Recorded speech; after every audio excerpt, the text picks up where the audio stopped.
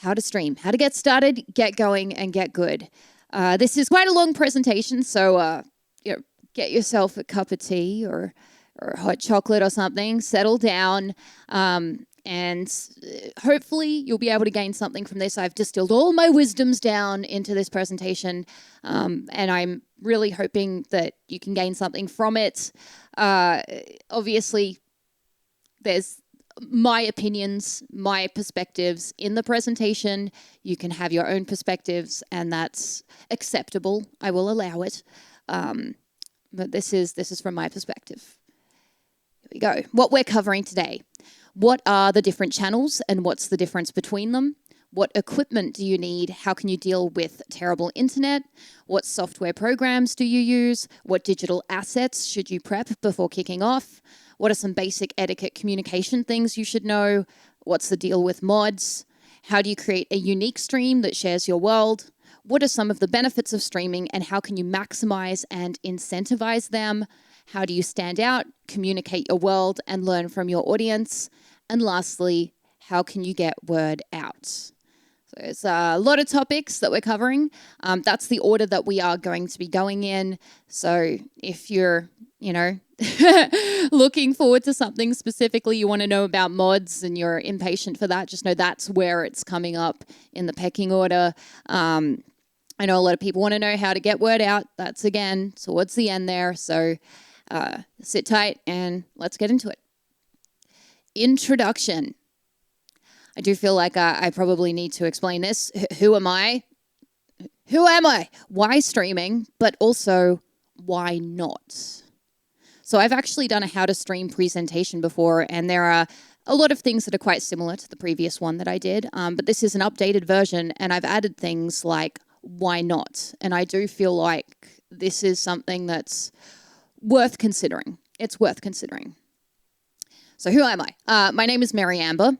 Twitch.tv/Mary Amber. I am a full-time Twitch streamer, so I do this for a living. I'm a Twitch partner. I've had over 1 million views on my Twitch channel.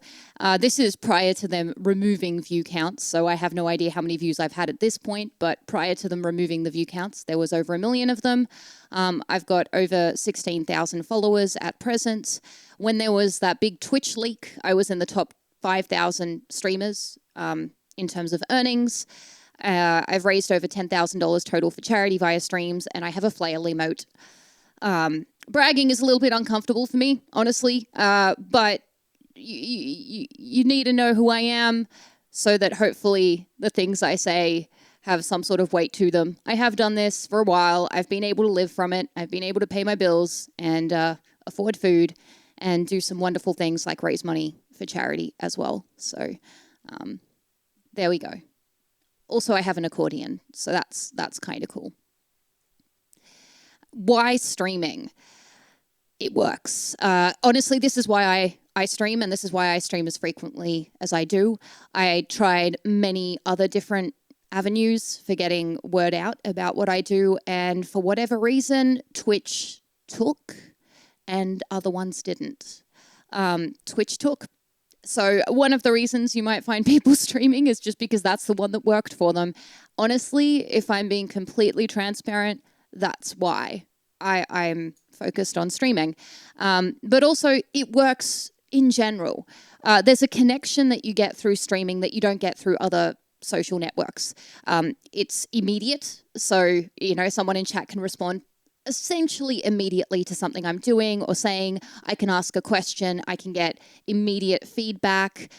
This makes for greater levels of interactivity, but it also makes for greater levels of authenticity.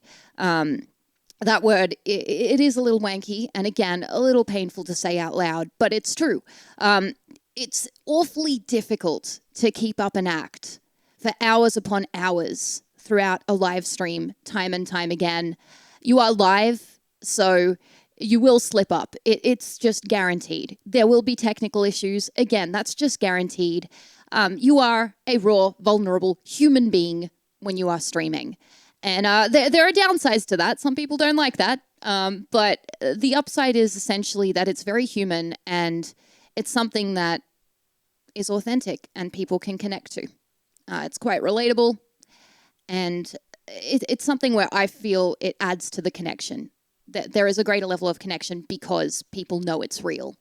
It's the closest thing to a live in real life concert or show or a TV show, like a live TV show that you can get without actually having a concert or a live show or a live TV show. So this is kind of what that format has become in the modern age, is a live stream. And also convenience as well. Because doing a live stream, you can do that in one room with one setup, and that's kind of easy. You know, it's not as easy as touring. For example, if you are a podcaster and you like doing talks, if you're a musician and you like doing shows, or if you're an artist that exhibits, that requires travel. Streaming, you can just sit in your bedroom, living room, studio, wherever you've got your setup and stream. So it's more convenient. There are a lot of great reasons to stream. Honestly, the best one is connection and authenticity. However, I think people need to consider why not. Why streaming might not be the avenue that you want to go down.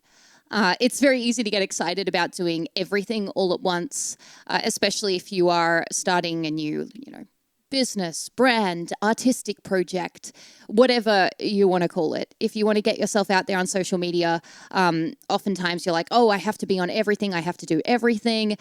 Sometimes you might just instantly jump on live streaming because it's the current thing that is in. But you really should consider if it's for you. And there's actually a lot of reasons why it might not be the route you want to go down. And the first one is that vulnerability aspect of it. There's, as I mentioned before, going to be times where it's not going to be slick. There's going to be times where you're going to slip up. There's going to be times where you're having a crap day, or, the heating is on in the house and your brain is a bit foggy. You didn't drink enough water. Something's up and you're going to make mistakes. It's because you're human. And that happens. And when you're live, you can't just edit that out. Some people want to present a picture-perfect brand for whatever reason. Maybe they're a lifestyle vlogger or something along those lines. Maybe they do something like political vlogs or whatever it is, and there are sensitive topics where you really do have to word things correctly. Otherwise, you can set people off. Honestly, you can set people off very easily, just generally anyway. But you might not want that level of vulnerability. There's also the lack of slickness that comes with that, and time. Literally, it takes time. Live streaming is not a quick, easy form of content creation. I think there is this really big misconception that you can hit a going live button, go live, stream, stop streaming, and you're done. It's not like that at all. Not even a little bit. It's a very, very big misconception. Beyond the immense amount of prep that I'm going to take you through in a moment, which is just the basic things you need for a setup, most streamers are working behind the scenes quite a lot to keep their streams interesting, up to date, to prepare the content for the stream in advance. And, even just to set up the stream to get going, pack it down afterwards while you're streaming, which is often for quite a long period of time. It's very hard to take any sort of breaks. I know I've certainly had streams where I really needed to pee, and I would put off peeing for even hours because there were raids and things, and I'm like, oh God, I need to take advantage of this. It is a time-consuming pursuit, and once you finish the 3-hour, 4-hour, 5-hour, 8-hour stream you do, a lot of the time you're tired.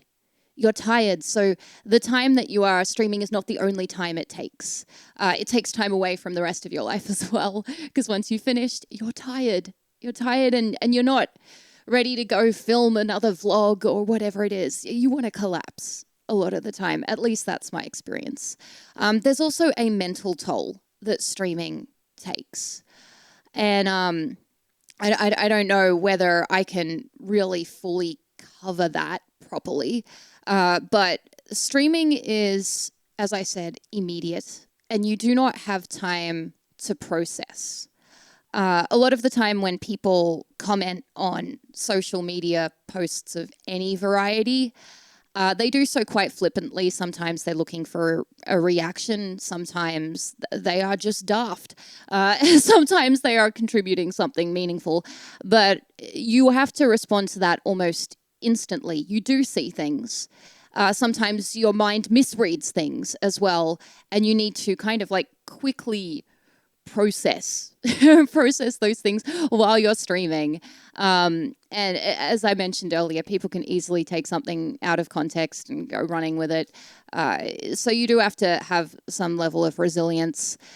It's also, just as I mentioned before, very time consuming, tiring, extremely misunderstood.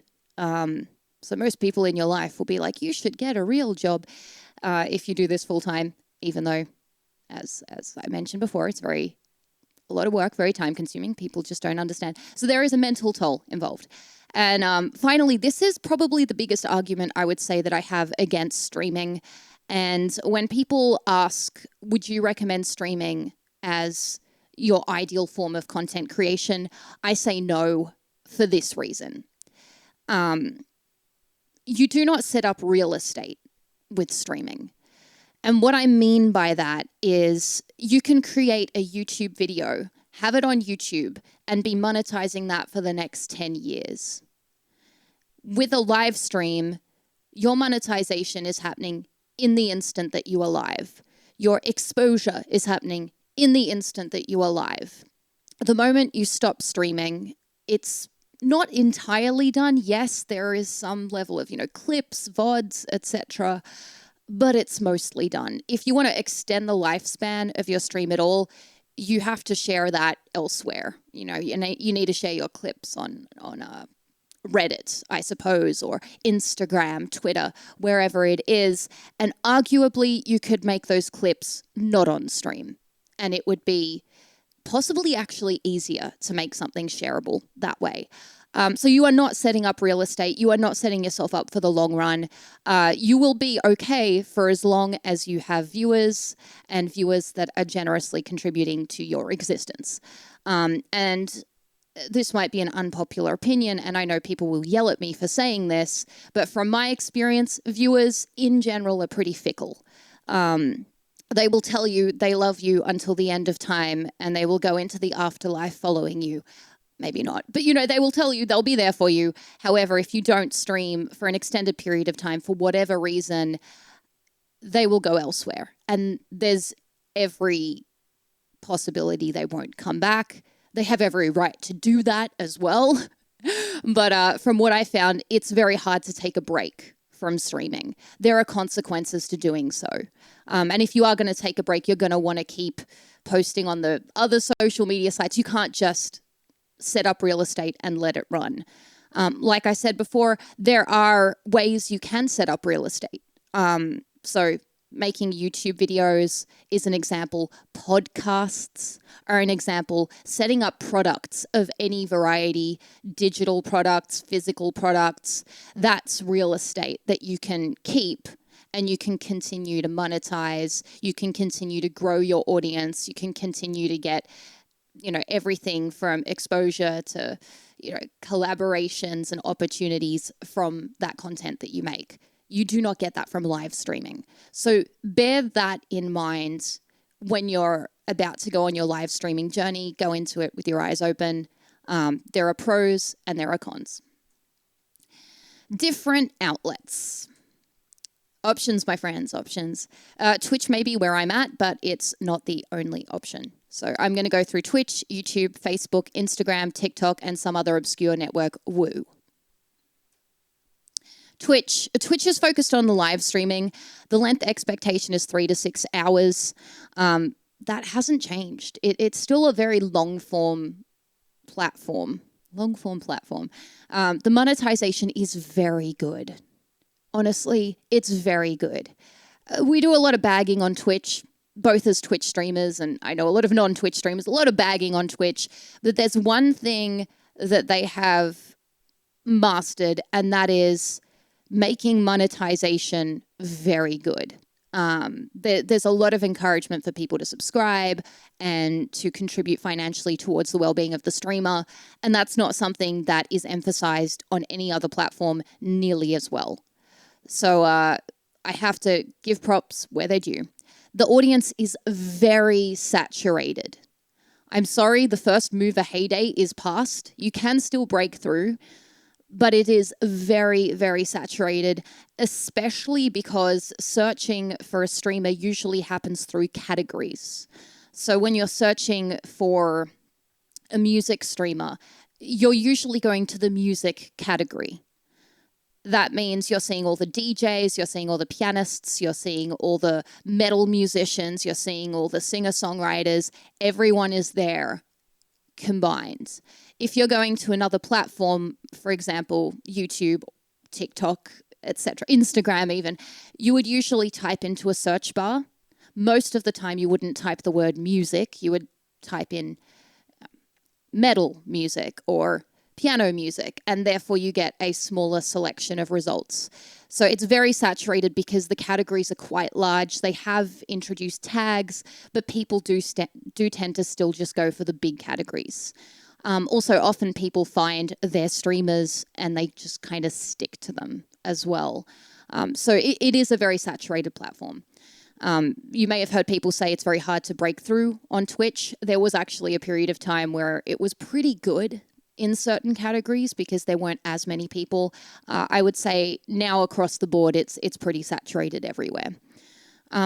Recommendation, honestly, it's probably still the best place for most, but boy, are they working on making it less appealing. They keep having some pretty questionable decisions, so we'll see where that goes. YouTube is focused on video on demand, but currently they're really pushing shorts, which is a form of video on demand, but it's shorts. How do you know what a website is pushing, by the way? Just open it up. Open up the app, open up the desktop. What do you see? Do you see live streams? The answer is rarely. YouTube is not pushing live streams at the moment. The length expectation for a YouTube live stream is actually shorter than it is for a Twitch live stream, so that may work better with what you do. And the monetization's actually not terrible, partially because there is a way to already, super cheer or whatever it is on YouTube, but there is an understood YouTube to Patreon, YouTube to OnlyFans, YouTube to merch. There is an understood kind of flow where people who watch YouTube videos know about these other platforms where they can support creators, and there is a pattern of behavior there already that you can take advantage of. The audience is very, very saturated. So even more saturated than Twitch. This is where most of the noise is at, but there is a chance for discoverability based on niche, as I mentioned earlier, which doesn't exist on Twitch as much. So I would say this very much depends on your niche. How saturated is your niche? If your niche is too saturated, even though you might be discoverable within your genre, it's still very, very saturated. If your niche is too small, people might not be searching for it. So there's a balance that kind of needs to be struck with YouTube. Recommendation, possibly the best place for you if you already have an audience. Potentially the most future-proof space to invest in, though, because YouTube is not going anywhere. Facebook is focused on data mining. For real. It sounds like I'm trolling, but I'm pretty sure that's their actual focus. They do have live streams. Have you seen them? Probably not. If you have a Facebook account, that's probably not the main thing you're seeing on there. If you go on there, mostly you're seeing posts from your uncle yelling about the latest situation in their local district or something. You might be able to come across live streams, much like on YouTube. You might be able to come across live streams, but it is not the main content they're pushing. It's not the main thing you'll be hit with in the face when you get there. You'll be hit with Auntie Delilah and her baby photos or whatever. The monetization is also not good. It's really not good compared to the other ones. I would argue Facebook would rather take your money than give you money. I have a bias against Facebook, just generally, but they do have a pattern of behavior that is questionable when it comes to how they treat their content creators specifically. The audience is not as saturated, but also not there for you. They're there for each other. They're there for the events and the groups they're in. They're there for, their relatives and such. So they're not there for you. So again, not as saturated, but at the same time, is it still the best place to go? My recommendation, unless you have ethical concerns being on Facebook, it's actually a good place to foster a community in a group and to share short form or shareable content that is less saturated than TikTok.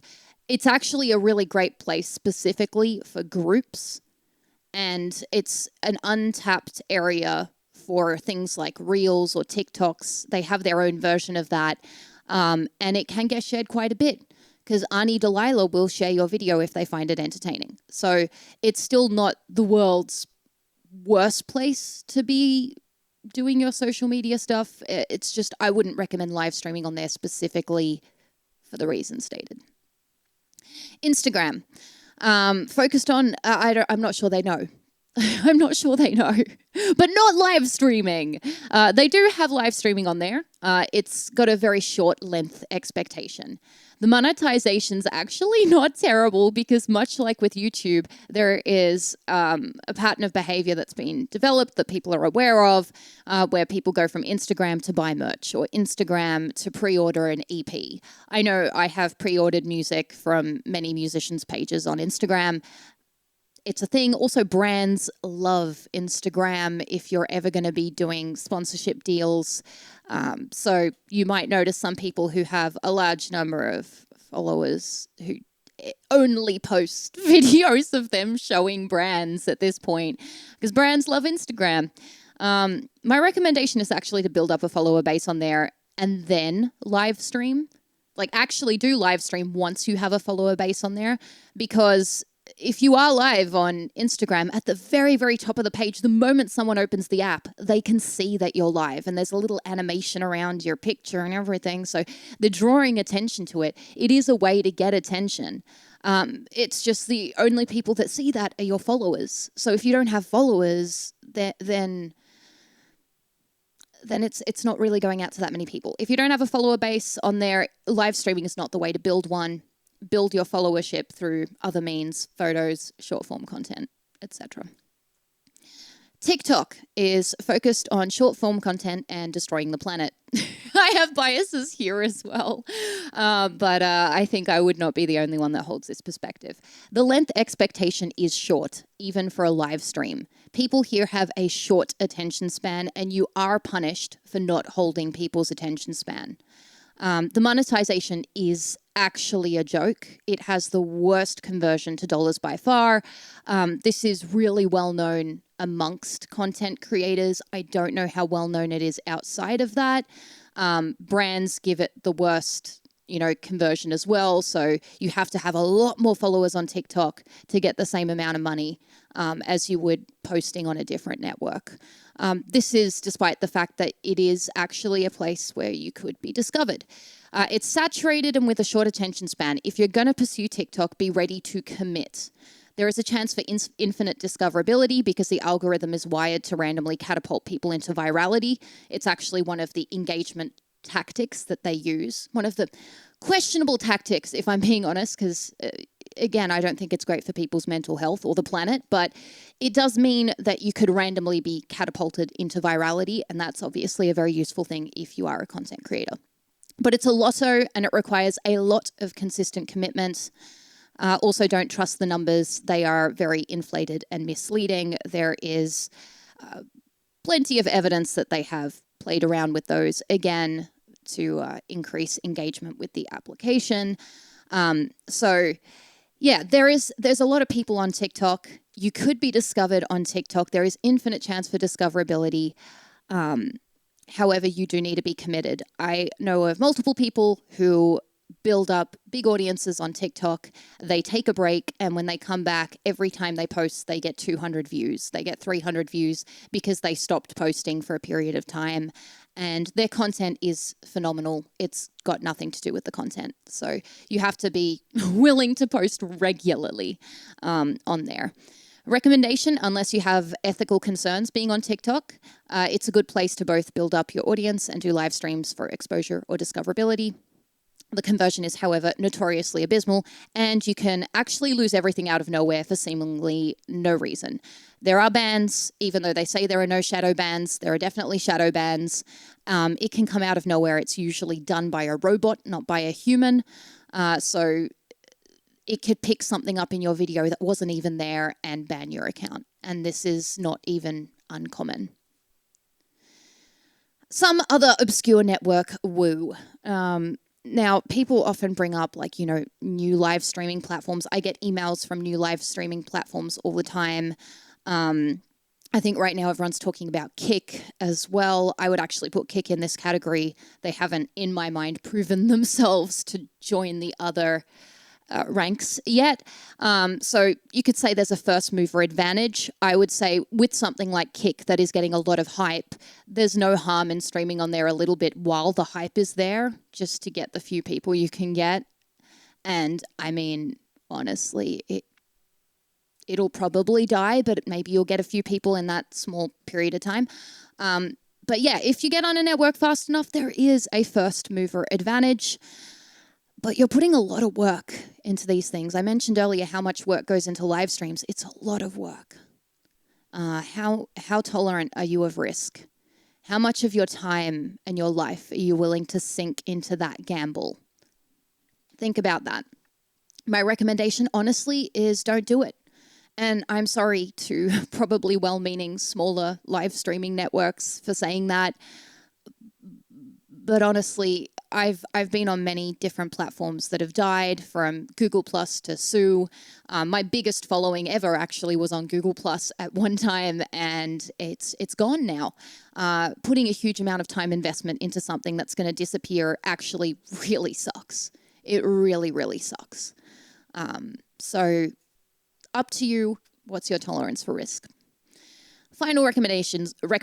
Right now, it's honestly a ringer between Twitch and YouTube for longer form streams. Twitch has the best monetization, which is very important, and is built for streaming. It's streaming first. YouTube, however, may be more future-proof, though it'll be harder to build an audience and make money at the start. It's very saturated. For shorter form live streams, Instagram and TikTok seem like good options, mostly if you have already built up an audience on them and are continuing to build up an audience via specifically short form content and photos on Instagram. This presentation is going to focus on Twitch. That's obviously the thing I know the most about, but almost all of it is transferable to the other platforms as well. Get to know the environment you're in and make the adjustments required. A lot of the main topics that I'll cover, though, really, they can work on any platform. Gear. Everyone gets excited about gear. Your computer. I don't understand why people always forget this. This is really funny. This is the #1 donation goal on Twitch. Because I feel like people forget, oh yeah, the computer. Because you often have a computer and you don't realize that if it's not powerful enough, it's going to impact your stream. Basically, the more powerful, the better. So you can have a beast like that IBM in the picture right there. But especially if you want to do power-intensive things such as digital art or gaming or playing lots of video snippets, you'd want a more powerful computer. Focus on the graphics card, the processor, the RAM, and something that you wouldn't expect is the USB inputs. The more gear you buy, the more you will realize you need those USB inputs, whether it's for a USB microphone or a stream deck, or everything for whatever reason is designed with a USB input. It's very odd. So entry computer, make the best of what you've already got. So this is really the best starting point.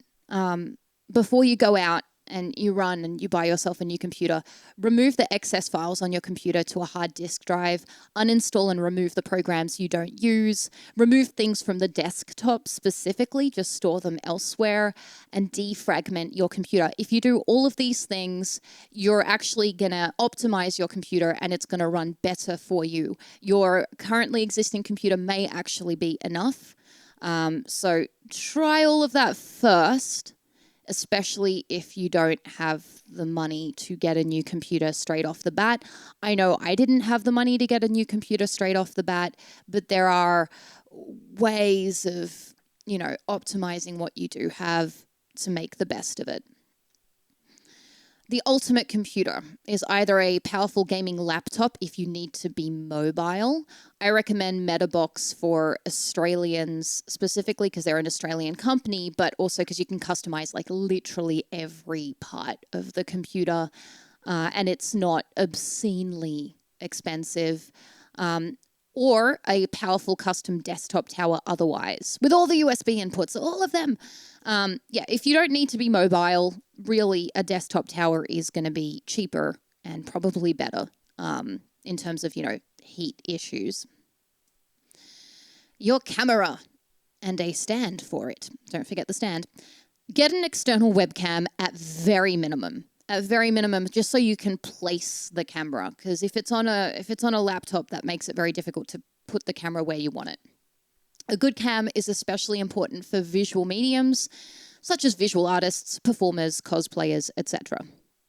For others, it's not really as high priority as you think. You can actually get really great results if you focus on lighting specifically, and cheaper cameras can look really good.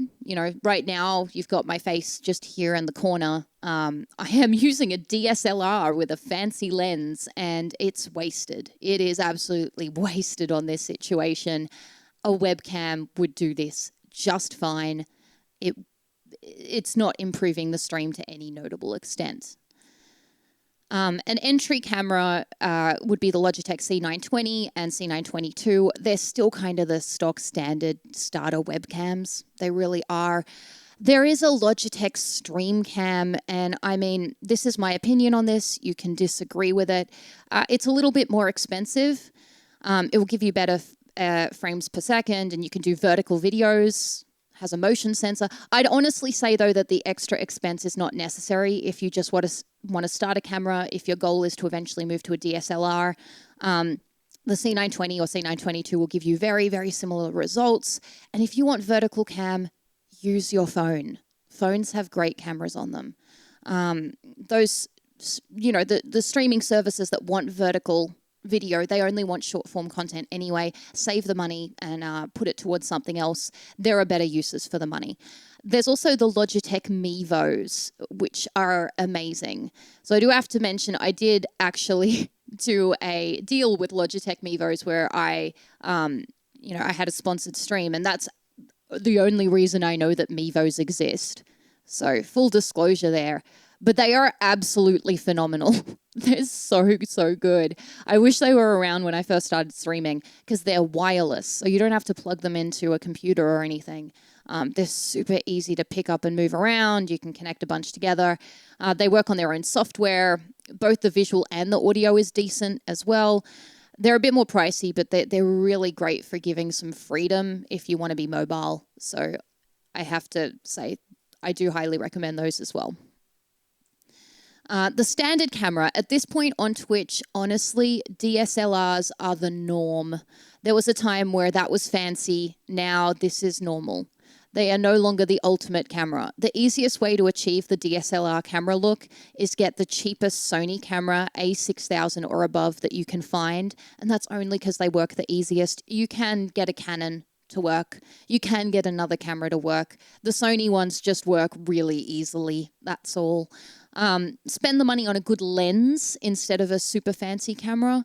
I recommend the Sigma E-mount lenses with the f1.4 because they're the ones that have the cool bokeh. And that's why it's all blurry behind me here. They look far more expensive than they are. Get an AC adapter to keep it charging while streaming, and get a GorillaPod ring light or some sort of stand for it. So that's kind of the standard setup nowadays. You'll find this with most streams. So you can work towards this if you want to have this sort of level of visual. So there we are, standard visuals. The ultimate camera setup is multiple DSLR cameras. They're no longer uncommon on Twitch, these setups. You can achieve this by getting either a capture card that takes multiple camera inputs, like the Blackmagic one. I know Elgato has one as well. Or you can get an ATEM device. I have an ATEM Mini myself, so I can switch cameras. Hi. See where I am in the room right now. My recommendation is that the Elgato Cam Link is not the way to go. So again, the capture card, great. Cam Link, it can work for people. There are some people who I know that it's worked very well for, but there are many people I know that have struggled. One of them I know intimately because it is myself. I started with a Cam Link and it was not a fun journey. Your mic and a stand for it. This is so much more important than the visual for everyone. Please, please. This is the most neglected piece of tech still, and it's critical. No one can tolerate peaky, distorted, painful audio. No one. It hurts. I'm sure you've all, watched a YouTube video at some point where it was peaking, where it was bad, where you click off. No one tolerates that. Slightly blurry image, people will tolerate it. Awful audio, it's an immediate escape. So note that a nice microphone is not the only solution to this. You want the right microphone, and you want to actually take a moment to think about the room and the sound treatment it has. For example, if you have lots of carpet, curtain, sound absorbent things around you, then you're not going to get that echoey sound. That's going to help you. But also the settings on your microphone. Twiddle a little bit, don't just stick with the default. You can have the world's most expensive microphone, but if you don't sit down and get the settings right, you might as well just be using the inbuilt microphone on your laptop. Really take the time to get that right. So an entry-level mic. So full disclosure here, I am sponsored by Audio-Technica, but ironically, I was recommending these microphones and using these microphones prior to the sponsorship, so that's nice and convenient. So my previous presentation, if you find it on YouTube, I might take it down because now this will be more updated, but I was recommending the same things. So full disclosure though, I am now sponsored by Audio-Technica. An omnidirectional mic is one that hears the whole room. So most people will actually opt for this one. You don't have to be directly in front of it for the audio to be picked up nicely. You can be, to the side.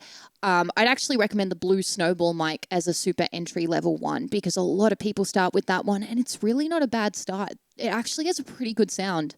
I think there's a lot of people that still use that one, and if you, have good sound absorption in your room, you've set up the soundscape nicely, you've fiddled with the settings, you can get a really good sound from that mic. The AT2020 USB mic is one by Audio-Technica that is actually phenomenal because the AT2020, AT35, those were the standard go-to mics for someone that was leveling up a number of years ago, but that was the first mic I fundraised for and purchased on my stream. Was the AT2035. AT2020 has a very similar sound profile, and you can now get it as a USB mic and just immediately plug it into your computer. It's a little bit more money, but it's still entry level, and it will give you a leveled up sound. Honestly, it's probably enough for most people. There's also the option of a directional mic, which is focused on what's right in front of it. So I'm using a directional mic right now. If I move to the side, you'll see that it suddenly gets very quiet. Let me demonstrate. Test 1, 2, test 1, 2. Test 1, 2, test 1, 2. Test 1, 2, test 1, 2. Test 1, 2, test 1, 2.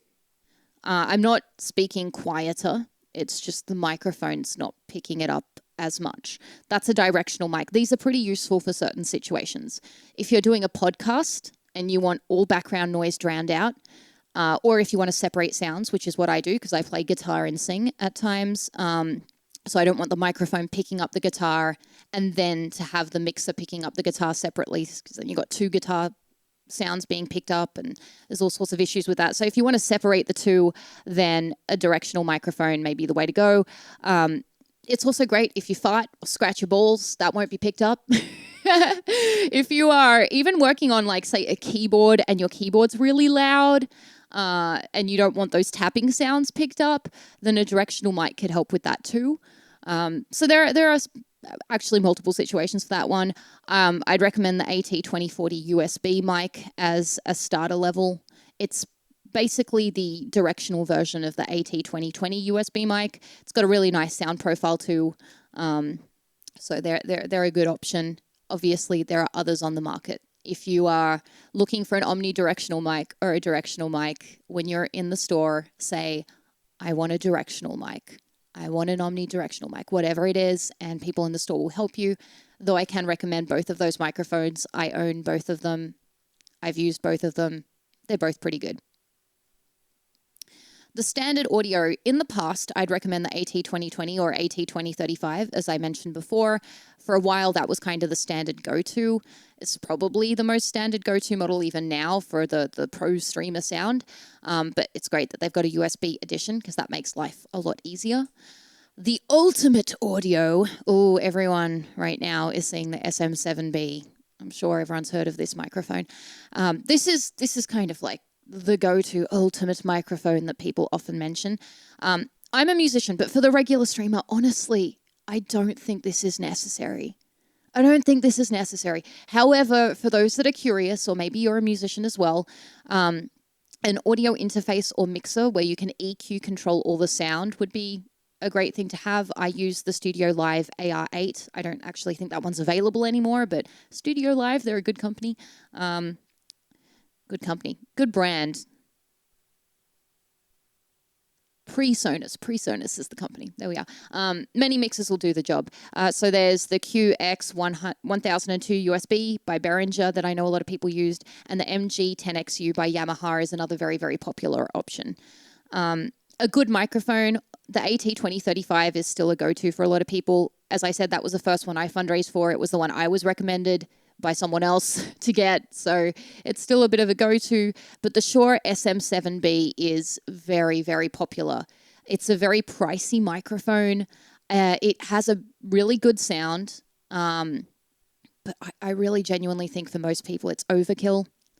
It's a lot of money, and I don't know how many people will notice the difference. Rode makes some good microphones as well. The one that I'm using is the AE6100. So that one's really good. I used to use the Shure 58A beta microphone. That one was really good as well. I just like this type of format of microphone myself more than the big chonker bores nowadays, and it's directional. I think it's got a really nice sound profile, and yeah, can recommend this one from personal use as well. A pop filter if required, and a boom stand for the whole thing. So you got a mixer, mic, pop filter, boom stand. That's the ultimate audio. The 58 beta, 58A, because there's a 58 and a 58A. So I used to use the 58A. They're just two different sound profiles for that microphone.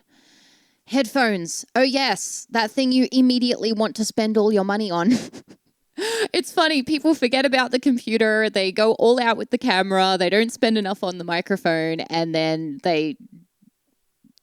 first thing they want to get is headphones.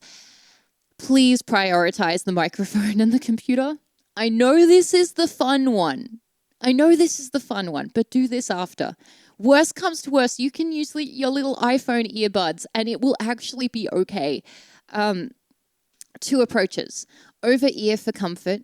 Great for long stints. I would recommend wired as opposed to wireless, just because wireless can go a little funky at times. You can get away with it, but it can go a little funky at times. Or in-ear, which is what I've got going on. If you want to be a bit more discreet, it's critical if you want to wear hats or hoodies, or if you're putting effort into your hair. You don't want to look like you've got a big pair of headphones on. Focus on headphones for monitoring specifically. You want to hear what your audience will hear and not the version with the boosted bass. I know the boosted bass, it sounds very nice, but that's not going to help with putting together the best stream, because you want to hear what your audience is hearing so you can optimize the sound so your audience is getting the optimal sound. You may actually want separate headphones for your fun listening time headphones. That's an option too. So some entry headphones.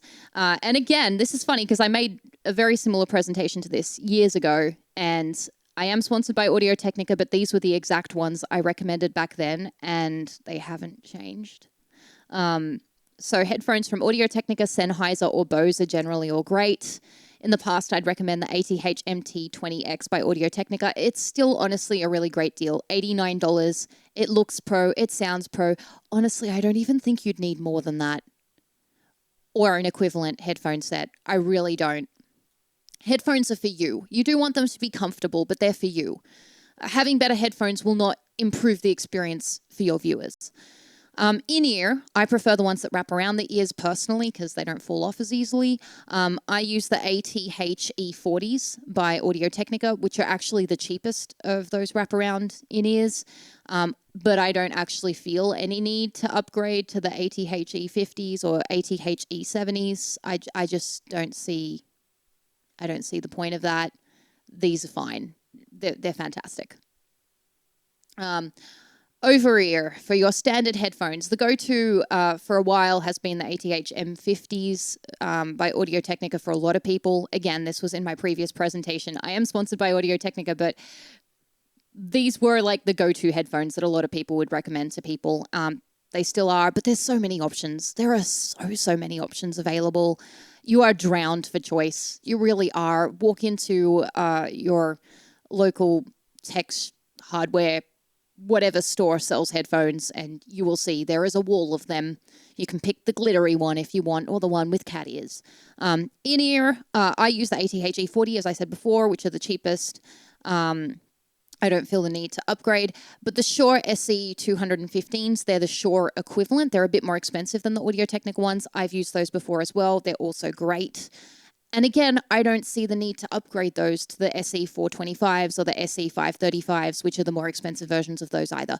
I really don't see the need. Up to you. Maybe you just want really, really great monitoring headphones. If you've got the money, honestly, I'd probably say spend the money on a separate pair of headphones for your fun time listening instead. The ultimate headphone setup. If you truly want to level up and go wireless, this is actually how I'd recommend going about it. This is what I do. Get an in-ear monitoring system like the PSM 300 by Shure with little battery packs that you clip onto your belt. That's what I've got right now. So I can, spin around. And there's no wires getting tangled or anything. And don't forget, you can swap out the headphones, so you can use different headphones. So I've got the Shure monitors, but I'm using Audio-Technica headphones. Shure monitoring system, but I'm using the Audio-Technica earphones. I wouldn't recommend going the typical Bluetooth route. They disconnect, reconnect, cause all sorts of issues and signal issues. So in most cases, honestly, you're probably fine with wired headphones. This is if you're going to move around a lot and you're really invested. Why not both? Actually, this is definitely an option. Certain cameras, like the Mevo cameras I mentioned earlier, they actually have pretty decent audio. A lot of phones even have pretty decent audio. Certain headphones, like the Audio-Technica Stream Set, have inbuilt mics. Specifically, the Stream Set combines the M50 headphones that I mentioned and the AT2020 mic that I mentioned, so it's kind of got both in one.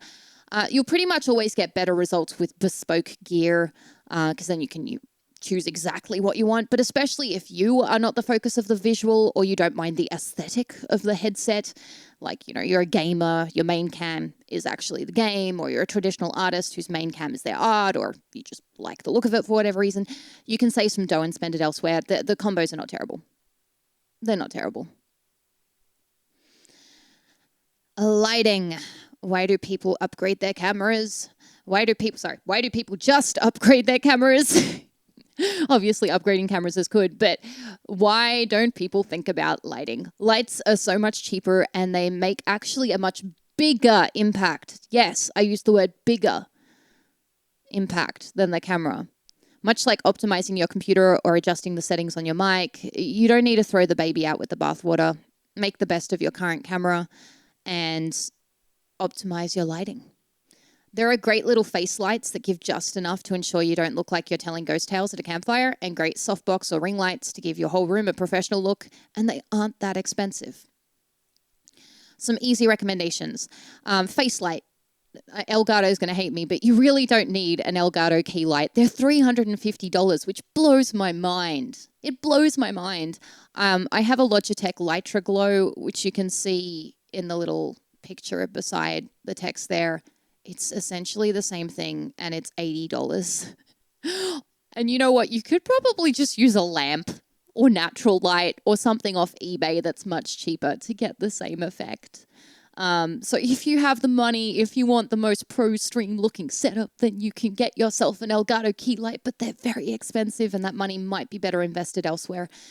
In terms of room lights, you can get fantastic softbox lights on eBay for very little money. Ring lights as well. You can get them from Kmart nowadays, I believe. You don't need to break the bank or go to a fancy name brand here. No one can see your light devices. Well, actually, I retract that. I guess if you have some in the backdrop, then they can. But the ones that are lighting up your face, the softbox lights, no one can see those. Right now, I have a ring light, I have a softbox light, and I have a face light, and you can't see that. The ultimate lighting, I just really like the orbs, but they're not the only option, obviously. If you want to go super fancy with lighting, you can get connected lights that change color on command. Your stream chat can even change the color of the lights. I use Philips Hue lights for the connected lights. I'll demonstrate. There we are. The lights just turned blue. And now they've just turned back. My stream is also able to control the lights in the room as well. So I use Philips Hue. LifeX lights and Nanoleaf are also options for smart lights. You can get these lights in many different shapes and forms like strips, bulbs, and even orbs. I love the orbs. They're fabulous. I don't know. I'm a fan of them. There's no reason to get an orb instead of a globe other than the fact that they're fabulous and I just happen to like orbs. It's going to be clipped and taken out of context. I know it. Incidental costs you've probably not thought about. There are actually a lot of costs that go into streaming that you don't realize until you're there. A headphone lead extension cord might be needed if your cord is not long enough. A 3.5mm to 6.5mm converter jack might be required for your headphones. You may need more stands than you think. If you find it difficult to place your cameras, lights, or mics, you might want to get a laptop cooling pad. I'd recommend Cooler Master for that one. If you find your laptop is running hot, you might want to get a fan if your computer or you are running hot. You'll likely end up buying props, fun things for your stream as well. Streaming costs money. It does. And I think it's important to remember as a streamer that you are privileged to be able to have all this gear and to be able to put on a show in the first place. And I do have to remind myself of that a lot of the time. Most of my stream setup that you see here today was actually funded by my stream. And this is where we're going to get to in a moment. But first, more schmancy. It's pretty standard at this point for streamers to also have a green screen. You don't need to spend coin on this. The Elgato green screen is $130 and it's nice to have. Like, it's pretty convenient. I don't own it, but it seems great. But if you clip up a green piece of cloth from the fabric store, Lincraft, that's what I do, it actually does the same job. I've got so many green screen elements to my stream at this point and I've never had to pay for anything else. Piece of fabric from Lincraft did the job. Can paint your wall green as well. A stream deck. You definitely don't need this until you have a bunch of sources or scenes that you're triggering. And once you do, they're actually pretty good. They're invaluable. They are buttony devices that you press to turn sources or scenes on or off.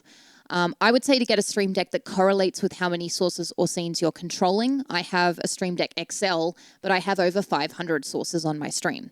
Most people will be wasting money on anything more than just a regular Stream Deck.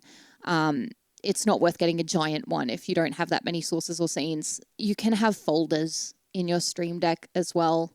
So you don't need to take up table real estate never mind brain real estate trying to figure out the buttons if you don't have that many things that you want button control over. But I'm a broke. I feel ya. I kind of started here too, as I said earlier. Start with a webcam so you can set the position of the camera. The Logitech C920 would be great. If you can't afford that, even the cheaper little Microsoft ones are at least better than working with your laptop camera, mostly because you can set the position of the camera, and a decent USB mic. Again, the cheapest one is a Blue Snowball mic, and a lot of people use that one. That one's great. And start by really optimizing what you have, clearing your computer, refining the settings on your mic, getting the lighting good, the webcam, setting up your room with good sound absorbance, etc. Making the best of what you've got will take you a lot further than you think. New gear is helpful, but making the best of what you got, even with the new gear, with the old gear, any gear is the best way of going about it. You can then add a donation goal on stream to upgrade over time, and that's pretty much how I got all my gear. Pretty much everything on stream I got by fundraising from my community. I've been streaming for a very long time now, and I've upgraded my stream a lot at this point, and I have my community to thank for that, and I'm very, very lucky. But it's something you can do as well. But the internet is abysmal. Help! This can be a real issue. Okay? Internet can be a real issue. Try adjusting the settings in your streaming software. In OBS Studio, which we'll talk about later, you can set the bitrate to be lower, under 2000, and the resolution to be lower. People seem to be okay with 1280 times 720. They seem to be okay with that. It's not amazing. They prefer 1920, 1080, but they'll be okay with it if that's what they need to get, if that's what they're going to get. You may need to upgrade your router. I know this is not an exciting purchase, but it can make the world of difference. We have a very fancy router. It's got lots of little poles on it, and it really did make the world of difference. You may need to use phone data instead of Wi-Fi, or Wi-Fi instead of phone data. You could even have this set up on a different phone, tethering to your computer if need be. I did that for years, and it was expensive, honestly, but it made it possible to stream when it was not possible to stream otherwise, so it is an option. And that is the end of gear. I know there's a lot of other gear that you can get, and other gear that you can look into, automation, all sorts of things, rails that move cameras around, disco lights, lots of things you can look into. But those are kind of like the basics and the main things covered there. And that's what we're going to do with software and programs as well, because it would take many, many hours, days maybe even, to cover every possibility. So we're just going to cover the main ones. Your streaming platform itself. Who would have thunk it? Take the time to familiarize yourself a little before jumping in. Make sure you've filled out your bio, your default picture, and just spend a little while, ideally a couple of weeks, not like 10 minutes, researching before you start. By researching, I mean watch other streams. See how others do it. You're actually better off doing this first rather than spending time or money needlessly and course correcting later. This is actually a very, very useful thing to do. You may even choose to set up a ghost account to do a trial stream or a trial setup before doing an actual stream or actually filling out your profile on your main account. That's up to you. But I'd highly, highly recommend familiarizing yourself with your environment. If it's not Twitch, familiarize yourself with whatever environment it is you are streaming in. Panels. You can add explanations here, links to interactive elements, links to your social media profiles, and more. So yeah, try and show your world a little through how you design these. Know that images work better than text. People don't like reading. So these are my panels. If you're on my Twitch page, you can see something that looks a bit like this. And you can see I've really put a lot of color and images and tried to reduce the number of words. And that's on purpose because over time I found that people don't read. Whereas if I reduce the number of words and add more pictures, people are more likely to read the fewer words. And also it looks cool. It really shows my world a little bit more. So I would recommend that. Twitch levels. This is something, honestly, you can goggly, but I'll just lay it out quickly. The first, when you just get started, Twitch affiliates. The first level is when you first get started, then Twitch affiliate. This allows you to start making an income from your channel. Yay! And actually has a lot of the main benefits of being a streamer on Twitch. Many would argue that being a partner is entirely unnecessary. You need an average viewership of 3 or more people in the last 30 days, 50 or more followers, 7 unique broadcast days in the last 30 days, and 500 or more total minutes broadcast in the last 30 days. So this... This is actually a pretty big ask, to be honest. It's not a small ask, but it's worth doing because you can start monetizing your channel, and honestly, you really do get most of the benefits by being a Twitch affiliate. Twitch partner.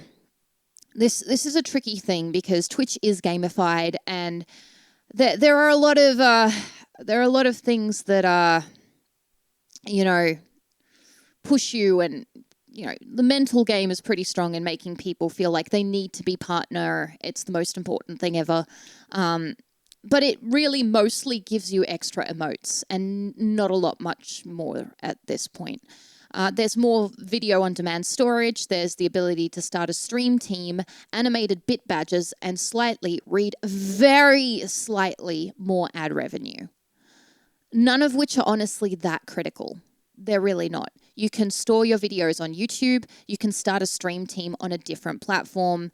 The animated bit badges are wonderful, but people tend to use the normal ones, even though I've got animated ones on my channel. Other people do too.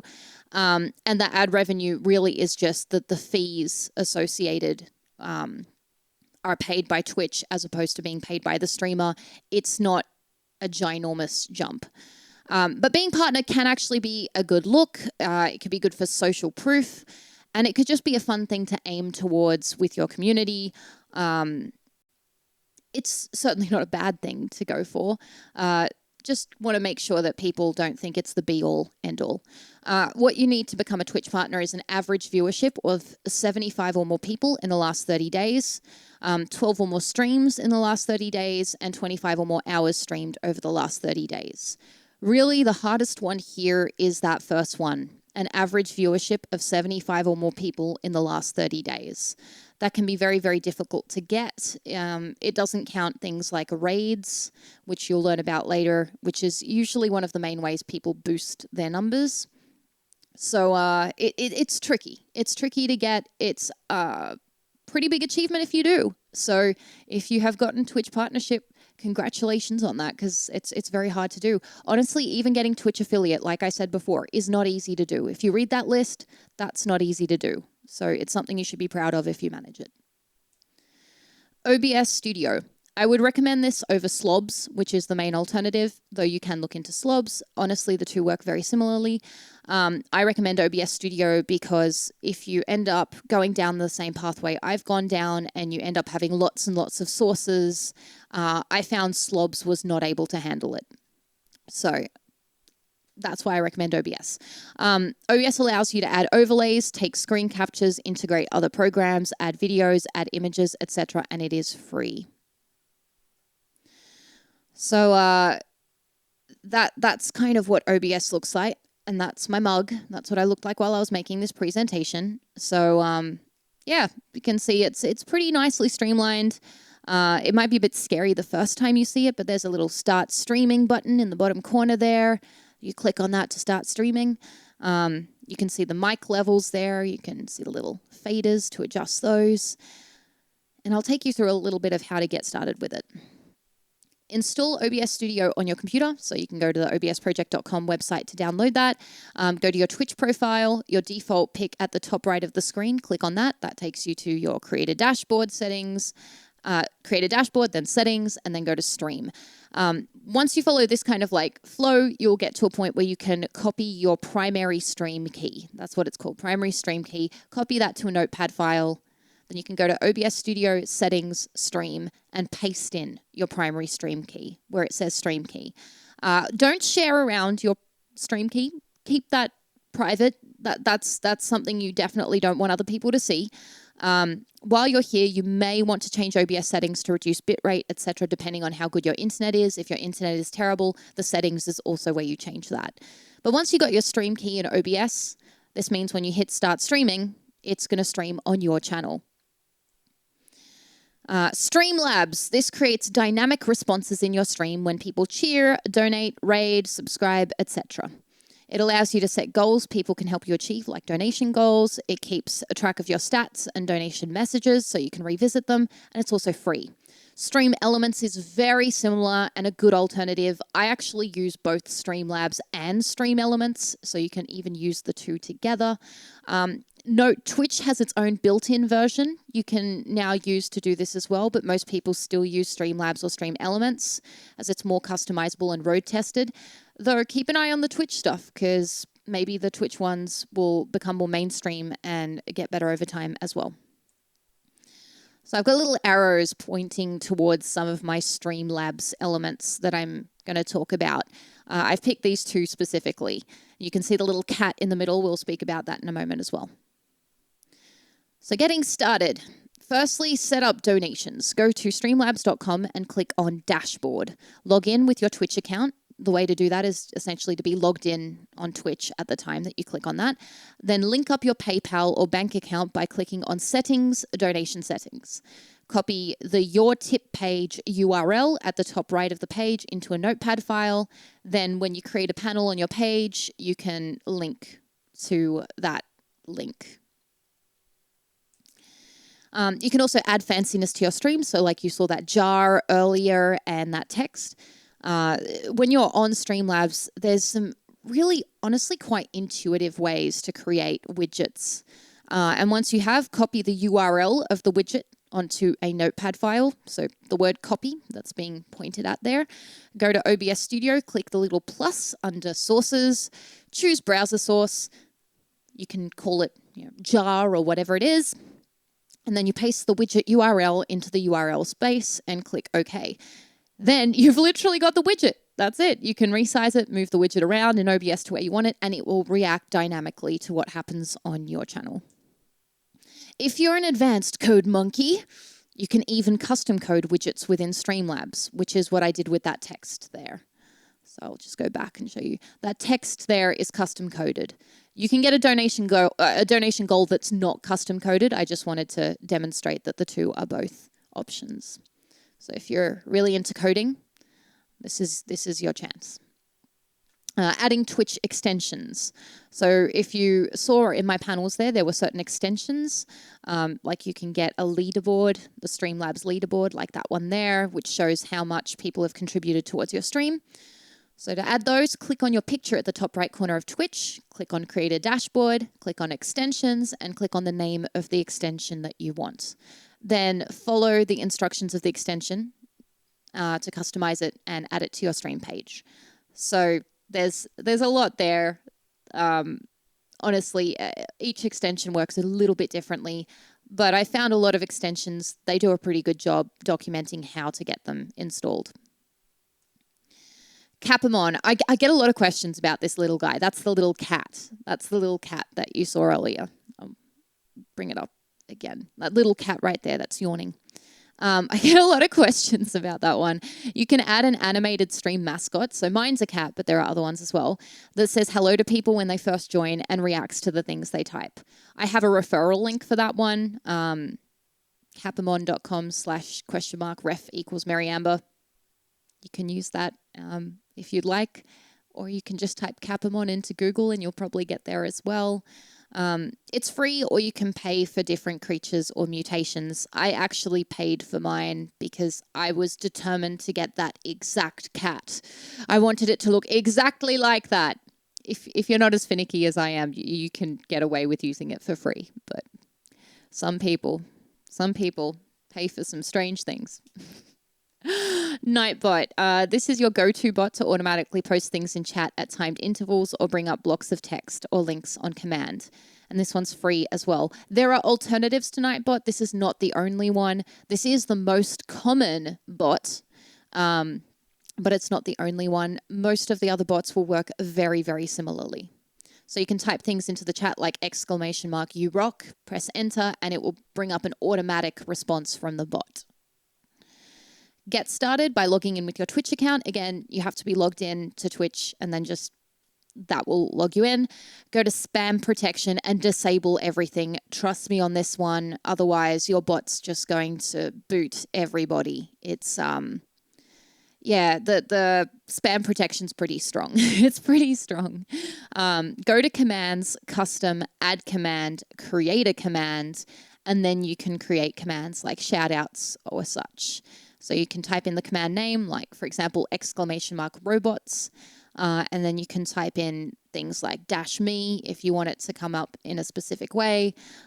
You can use ASCII art, you can use text, and you can even program in certain responses as well. With command variables, there's a little link there that can explain that to you on the actual page. So you can kind of see that highlighted in blue. Discord. This is the perfect forum for your community to hang out in between streams. Not only that, but it's the one that everyone uses, everyone knows about, and it is the norm. I would recommend it because it is the norm. It links to your Twitch, so you can create a subscriber-only Discord or a subscriber-only channel within your Discord or multiple. So it's really good in that way. It's also something that I think a lot of people are quite familiar with at this point. And it's free, though you can pay for Discord Nitro. That's the Sork family Discord. I do have a boosted channel on Discord, so you can see that there's a little picture there and such. Not all channels will have those, but you can see that you can do a lot of customizations on Discord. You can make categories and groups. You can use emotes. Really just try and make it, you know, a nice home for your community. If that's your brain right now, especially if you've never started streaming, you've just started thinking about it, that very well might be your brain right now. It's a lot of information, and I did try and keep it to the absolute basics here, but it's a lot of information. My head beat kaboom. I know it's a lot all at once. Most of it is very much set it up and leave it, though, so rest assured that once everything is set up, all you're really doing is making minor adjustments and adding to it and optimizing it. A lot of these things, you only have to do them once. And I think it's one of those funny things that other streamers have gone through as well, where I've had my stream for years and I'm like, I'm going to do a second channel. And you start setting up a second channel and you're like, oh yeah, there's all this work involved with setting everything up at the start. Because once you've set it up, a lot of it is, you know, set it and leave it. Digital assets. What a fancy word. What does that mean? Mostly pictures, people. It mostly means pictures. So your Twitch page, your default picture, this has to be in color. I say it has to be. Technically, it doesn't have to be. You can still upload one that's black and white, but defaults turn black and white when you're offline.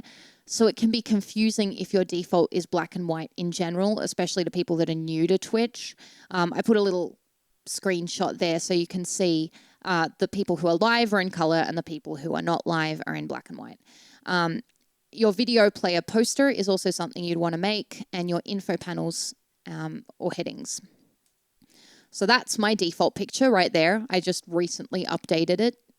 I'm wearing a very similar outfit right now. I swear to God, I have more clothes in my wardrobe. But I like this sweater, okay? That's the little video poster that I have there. As you can see, it's got a schedule. All of that needs to be updated at some point soon as well. Those are the panels. You can see those are images I've shown before. There are also things you can create. If you don't want to create panels, if you want to have text there, you can create headings. You can create headings. Like I said, people don't tend to read the text. There are exceptions to that rule. Maybe you just want to have text there and you want to cater to the people that do read. That's also an option for you as well. You can always create titles as well. I have a command on my stream, ! what's going on? And I find I get a lot more use out of that because a lot more people don't read the text, come to the channel and ask what's going on. So you can directly link them there to an explanation. But it's up to you how you want to go about it, and also ultimately your audience. So you'll see how your audience responds. For your stream, any overlays, borders, images you want, any images, GIFs, or WebMs. So if you're going to do videos, I would recommend WebMs that you want to use as alerts. WebMs just take up the least amount of space on the computer, and they'll take the least processing power to play. Prepare one for follows, subscriptions, donations, cheers, and raids. You can also create a be back soon and a streaming soon video still or image for those occasions as well. In terms of emotes, you can prepare 3 for when you become an affiliate. If you become an affiliate, then those emotes or emojis, essentially, that's Twitch's version of emojis, become available to your viewers to post into the chat. So you can see that's an example of an overlay. I have the Twitch chat show up on top of that piece of paper that's closer to my face right there when I'm running that segment on my stream. These are all some of my alerts. So I have animated alerts, and they are WebMs specifically. I have them custom coded into my stream, so they come up dynamically with people's names in the spaces. That's my streaming soon screen. Before I've started going live, I usually have that one on for a while people are arriving. And that's the be right back screen. I can speak English. And I don't use that one very often, but it's there. It's available. And yeah, for promotion, I recommend making stream schedule posters weekly or monthly if you can swing it, and thank you posts. And if you're super busy, at least try and make some sort of schedule or post for events. I do find these are very, very helpful, especially including different time zones is very, very helpful. I know a lot of people are very busy, so not everyone can swing it. But if you're able to do it, then I would recommend giving that a crack. And setting the stream up on Twitch. You click on your profile picture at the top right corner, click on Create a Dashboard, and click on the pen button. And that's how you edit your stream details. How much does this matter? The title, really, this is a surprising one, especially if you've been on any other social platforms like YouTube. The title does not matter as much as you'd think. But try and vaguely describe what you're up to. I'm not sure if Twitch even takes this into account in searches. I really don't know. And I don't know how much people read these. I've had a lot of experience with people not reading them. Right now I have in my stream title, because I'm live streaming this at the moment, that I'm not going to respond to chat, and people are still trying to chat with me in chat. I mean, try and vaguely describe what you're up to. There's also a go live notification. With this one specifically, I'd include your username. In the past, Twitch used to do that. For whatever reason, they don't do that anymore. If you have a recognizable profile picture, then it shouldn't matter too much, but I guess it's a good idea to put your name there in case people don't recognize the image. The category. This is actually the most important part. People on Twitch search categories. That's what they do. And then they click on the streams, usually based on the thumbnails. So they'll go to music, and then they'll click on something that looks good. That's honestly the way it works, right? Tags. You can keep these relevant and experiment with what brings the best return. You can see the click-through on tags in analytics. But as I said earlier, the majority of search comes through categories, and the big categories. The majority is through the big categories. So you can see there's music, there's also acoustic and singing. Most people still find my stream through music, not through the other tags at all. And launch! Go to OBS, set up your streaming soon scene, mute your microphone. Remember to do that. A lot of people go live and they're just like, babe, can you bring me? Oh, wait, what do you do, babe? Can you bring me a beer? Yeah, I'm live. Oh, I'm live now. I don't think they can hear me. Yeah, no, you don't. Mute your microphone. Hit start streaming. Then you can play some music or just leave the streaming soon scene up for a little bit. Time varies. Some people leave it for a couple of minutes. Some people leave it for up to 15 minutes. Some people are adamantly against it, and they find it very rude that someone would leave up a streaming soon screen.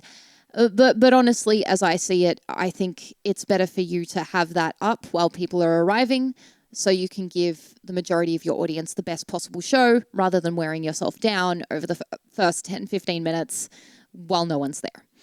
Then unmute your mic, go to your mainstream scene and kick off the party. That's also something to remember, unmuting the mic. So once you've muted it, unmute it before you go live as well. Probably the two things that get forgotten the most. Basic etiquette.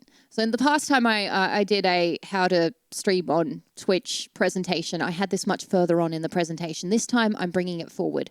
This is the one where people are going to argue with me the absolute most, for certain. Etiquette is something that, is debatable. Some people will follow rules like this, some people will not. Some streamers will be okay with it, some streamers will not. Some viewers, people forget about the viewers. Some viewers will see what you're doing and they'll think it's fine. Some viewers will see what you're doing and think you're a douche swizzle. It will also just change the feeling of the chat entirely. If certain things are allowed to pass, then they will continue to be allowed to pass because there'll be a precedent set. And that's something to bear in mind if you're a streamer. If you're like, I'm open to shout outs, beware that it is entirely possible that your chat is going to be filled with people's URLs because people like spamming their self-promo. I don't know. So in terms of this basic etiquette, these are just guidelines. Feel it out. You make your own rules in the end. I would say these are pretty good ones just as general guidelines because even if the streamer is okay with you not following these rules, someone else in the chat might think you're a douche swizzle. So good basic kind of things to follow here. Firstly, Twitch references. There's a random guy called Kappa. Anyone watching who's familiar with Twitch was going to think this is the most silly thing in the world. But for those who don't know, this is Kappa, and it's what people put at the end of sentences to indicate they're being sarcastic or ironic or as a lol. It usually doesn't work too well if the sentence is rather rude, but it's actually very common, and some not particularly nice people will use Kappa. Some very lovely people will use Kappa. Sometimes people will just put the Kappa into the chat. Now you know what that refers to. The Craigasm emote is kind of creepy. I know the first time I saw it, I was disturbed. I did not want to see it. But rest assured, despite what it looks like, it's usually an indication that people like what you're doing. It's not necessarily sexual. It might be, but it might not be. What face is more of an indication someone doesn't like what they see. So this is more like people are not a fan or they're like, what's going on? It often also is a really good calling card of a troll or someone that's about to be a pain in the ass. I do find there is a very high incidence of people who post that particular emote and then turn out to be a pain in the backside. So that one's more something to watch out for. Craigasm means you're on the right track. So there you are. These are a bit confusing to new people, so hopefully that helps a little. Some Twitch taboos.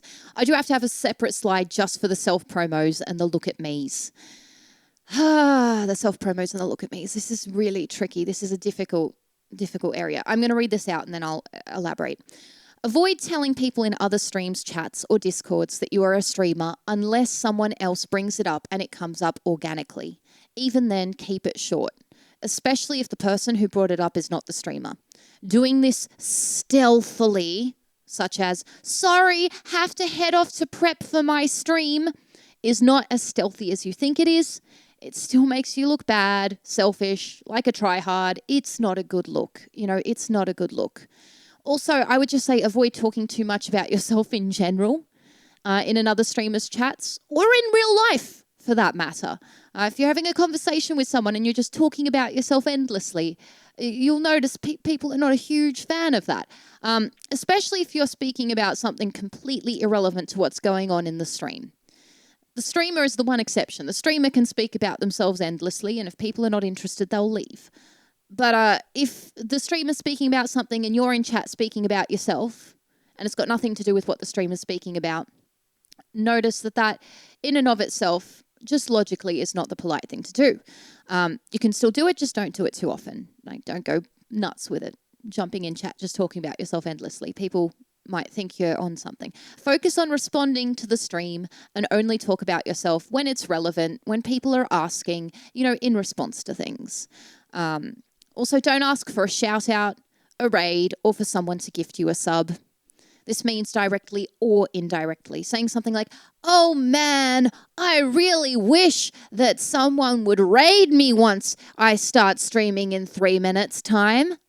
That's not as stealthy as you think it is. And this is a very hard topic, all right? This is a very hard topic because I understand. And I will speak later on in this presentation about how you can promote yourself. But I understand how hard it is to get attention, how hard it is to get word out about your stream. And it can feel very helpless and hopeless at times doing that. And then you start trying everything. I've done it. I've done it before. Most people have done it before. And the sad part of it is it does not work. It doesn't work. You may actually burn bridges rather than building them. People may be less likely to watch your stream now that you've done that. The streamer is probably actually less likely to raid you now that you've done that. Unless you are like a member of the community first. If you go in there and you start with self-promo, if anything, that streamer, if they see your self-promo, they might be like, wow, this person just came in here and promoted themselves. That's not someone I particularly want to go and support because that's pretty rude. A good analogy is someone performing a concert. For example, someone's on stage and they're doing a piano recital. If someone was to stand in front of that stage and yell out, I play piano too. I also play piano. I'm going to be playing piano in 5 minutes over there. That would not be considered good etiquette. And in fact, most of the people watching the concert will not look at that person and go, I should go over there in a moment. Yes. Most people will think that's not a particularly polite thing to do, and that person is a little bit rude. So that's a good analogy. It does read very similarly online. Again, there are exceptions, but often that's how it comes across to many people. Don't point out streamer numbers, especially when they're not good. Trust me, the streamer knows. Saying things like, it says you have 100 viewers, but no one is in chat, thinking face, is a pretty classless move as well. Again, the streamer knows, and they're probably feeling it already. Don't compare streamers or pit them against each other either. It's not very nice, regardless of how you do it. If you're saying, oh, you're all right, but this other streamer is a better guitarist. Obviously, that's not very nice. But also saying something like, oh, you're a lot better than this other girl. See, you're wearing a turtleneck. You're not showing as much skin. That's honestly a little bit repulsive. Don't do that. The streamer doesn't want to hear that. It's just not worth doing. Don't tell streamers you muted their notifications on Twitch or Discord because they're too annoying either. These are inside thoughts. If their notifications are too annoying and you mute them, know that you're not alone. A lot of people do, but it's not worth pointing out. If a streamer requires a certain amount of dollars or bits or points or whatever it is to do something, don't donate or cheer less than that amount and then ask them to do the thing. It's super, super awkward because in general, if the streamer's laid out instructions, you should be following them and you're not going to get the thing you're after. Instead, the streamer's going to have to explain to you that you need to donate or cheer a bit more. And that's an uncomfortable thing to say. They'll still say it. Best not to do it. Don't continuously ask for explanations for things that are already on the streamer's page or panels or being brought up in commands by mods, being explained by mods. You have your explanation. You don't need the streamer to spoon feed it to you, especially if the stream is busy, the chat is busy. The streamer doesn't have time to do that anyway. You're a very important person, but you're no more important than everyone else that is there for the show. If you've made a request and the streamer has acknowledged it but said that they don't want to do it, don't keep pushing it. Don't just keep pushing it. If they've acknowledged it and moved on, move on yourself. And if there are rules in chat, follow them. If you don't be surprised if you end up banned. I'd also say don't type in all caps all the time. That reads as screaming online. A lot of people know this, but for those that don't, all caps usually reads as screaming. Can seem a bit aggressive. And especially if it's a female streamer, don't ask if they're single. Don't ask if they're single. If they're generally chatting at some point, that might come to light. If it doesn't, they probably don't want you to know, or it's so unimportant to the point of the stream. Basically common sense. It's basically common sense. More unexpected Twitch taboo. So these are a bit more unexpected, right? Don't shout out other people in the chat. You may feel like you're being really lovely and helping people out, but you should, as a viewer, be focusing on the stream that you're watching. Comment on what the streamer's doing, what they're doing, not others, even if they're in the chat as well. The only exception is when the person's just rated or if the streamer themselves mentioned the other person. And even then, I would keep it short. And even then, I know that I've rated streams and my viewers have spoken about my stream and the streamer did not like it. I've even had streams I've rated where that happened, where the viewers who chatted about me got banned. So some streamers won't like that. Think about it again as if you're going to a live show. It's not cool to step in front of the stage midway through a performance and start shouting about the fact that someone else does a show too, and they're great. So the same analogy as before, but instead of standing in front of the stage saying, I'm playing on the piano, you're saying, my friend's playing on the piano. It's still not polite. Someone's in the middle of a show. Watch the show, interact with the show, bring it up if it's organic and natural. And it's often going to come up. The streamers often do bring up other members of their community that stream. Maybe not every stream, maybe not every time they see them, but they will often do that. There's some debate over whether you should say goodbye when you leave Twitch chat. I would suggest if you are being super, super active or there aren't many others being active, that you do mention that you're heading off, so the streamer's not speaking to, the invisible you that's no longer there. If you're not too active or the chat is super busy, it's really not worth mentioning, and can actually be bad for the streamer. It's distracting and it sets a precedent that people are leaving, so feel that out. I know there are people sometimes in chat that don't chat almost at all, and then when they finally say something, they're like, I have to go. It's like, oh, okay, all right. It's a bit random, really, because people didn't realize they were still there. You don't need to go into any detail about when you're going to be watching the stream or not, and why as well. I know this seems like a polite thing to do, and in real life, obviously it would be, but it doesn't really translate well online. Again, it's distracting. It has nothing to do with the stream. It's you speaking about yourself, and the streamer or chat will know when you're there or not because they will see you. They will see you.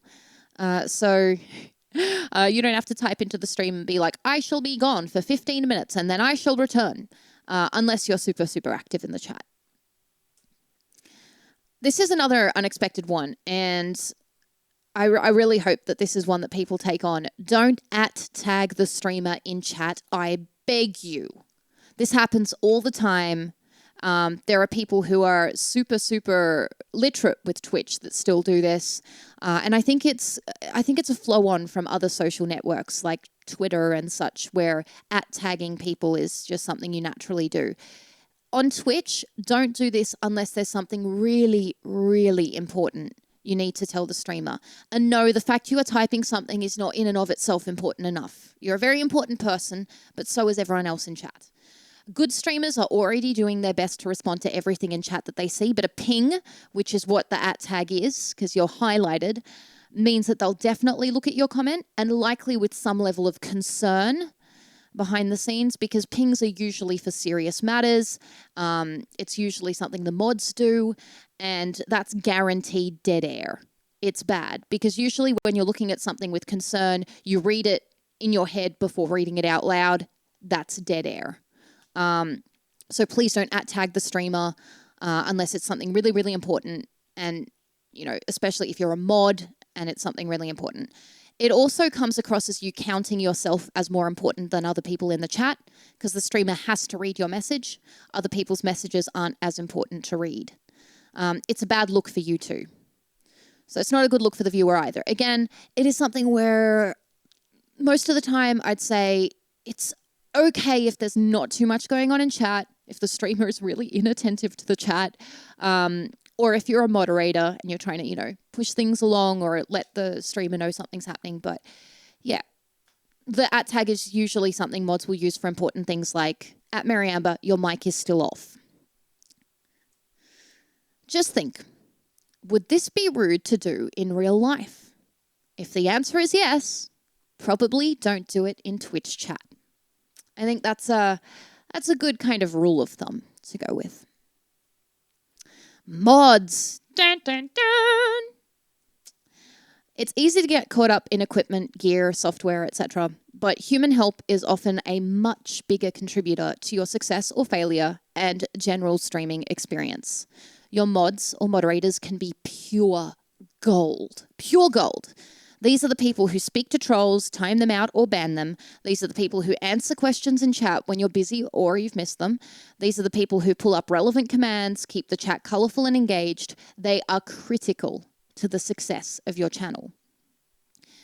And this is something I've added to this presentation that I didn't have in the previous one, but sadly does actually need to be mentioned. Mods can also be a stake through your soul. Sounds dramatic. Because of the huge amount of trust and access you've entrusted them with, if they are ill-intentioned, they can cause an immense amount of hurt and destruction. To make someone a mod, you type in -mod and then their username in the chat and you press enter. This badge should appear before their name next time that they type. That nice green one with the sword, because mods get swords. I have trust issues. Can I mod for myself? At the start, when there aren't many people, perhaps you could mod for yourself, but even then, it'll divert attention away from your main focus, which is, entertaining and delivering value to your audience. So I recommend getting yourself at least one dedicated mod from the start. But who will mod for me? Number one, your partner, family, or friends are a good starting place. Partners modding for their partners are very, very common. That's how I started. Mod for mod is also very common, where you mod for your colleague and they mod for you. The It's Raining Mods method, where you just make a chunk of your regular viewer mods, I highly recommend you don't do this. If there's nothing else you can do, sorry about that. If there's nothing else you can do, choose one chatter you think would do a good job. It's a lot easier to mod someone than it is to unmod them. It's a bit like an unpromotion. It's not a fun thing to break to another person, no matter the circumstance. It's not fun to tell someone that you are unpromoting them, you're unmodding them. So, one at a time. One at a time. You're a mod, they're a mod, everyone's a mod. All right. But who will mod for me? Seeking a pro mod is not something I would recommend. Just because someone mods for a ton of channels, so they're like a pro, that does not mean they're the right fit for your channel. Creating an application form is also not something I would recommend unless you have quite a large audience. Even then, it's not necessarily a great tactic. People don't tend to put themselves forward, and the person that you're really, really hoping is going to put themselves forward is not necessarily the one that will. What to look for in a mod? You need someone that's regularly able to attend streams. That's pretty important. Maybe not every stream, but relatively regularly.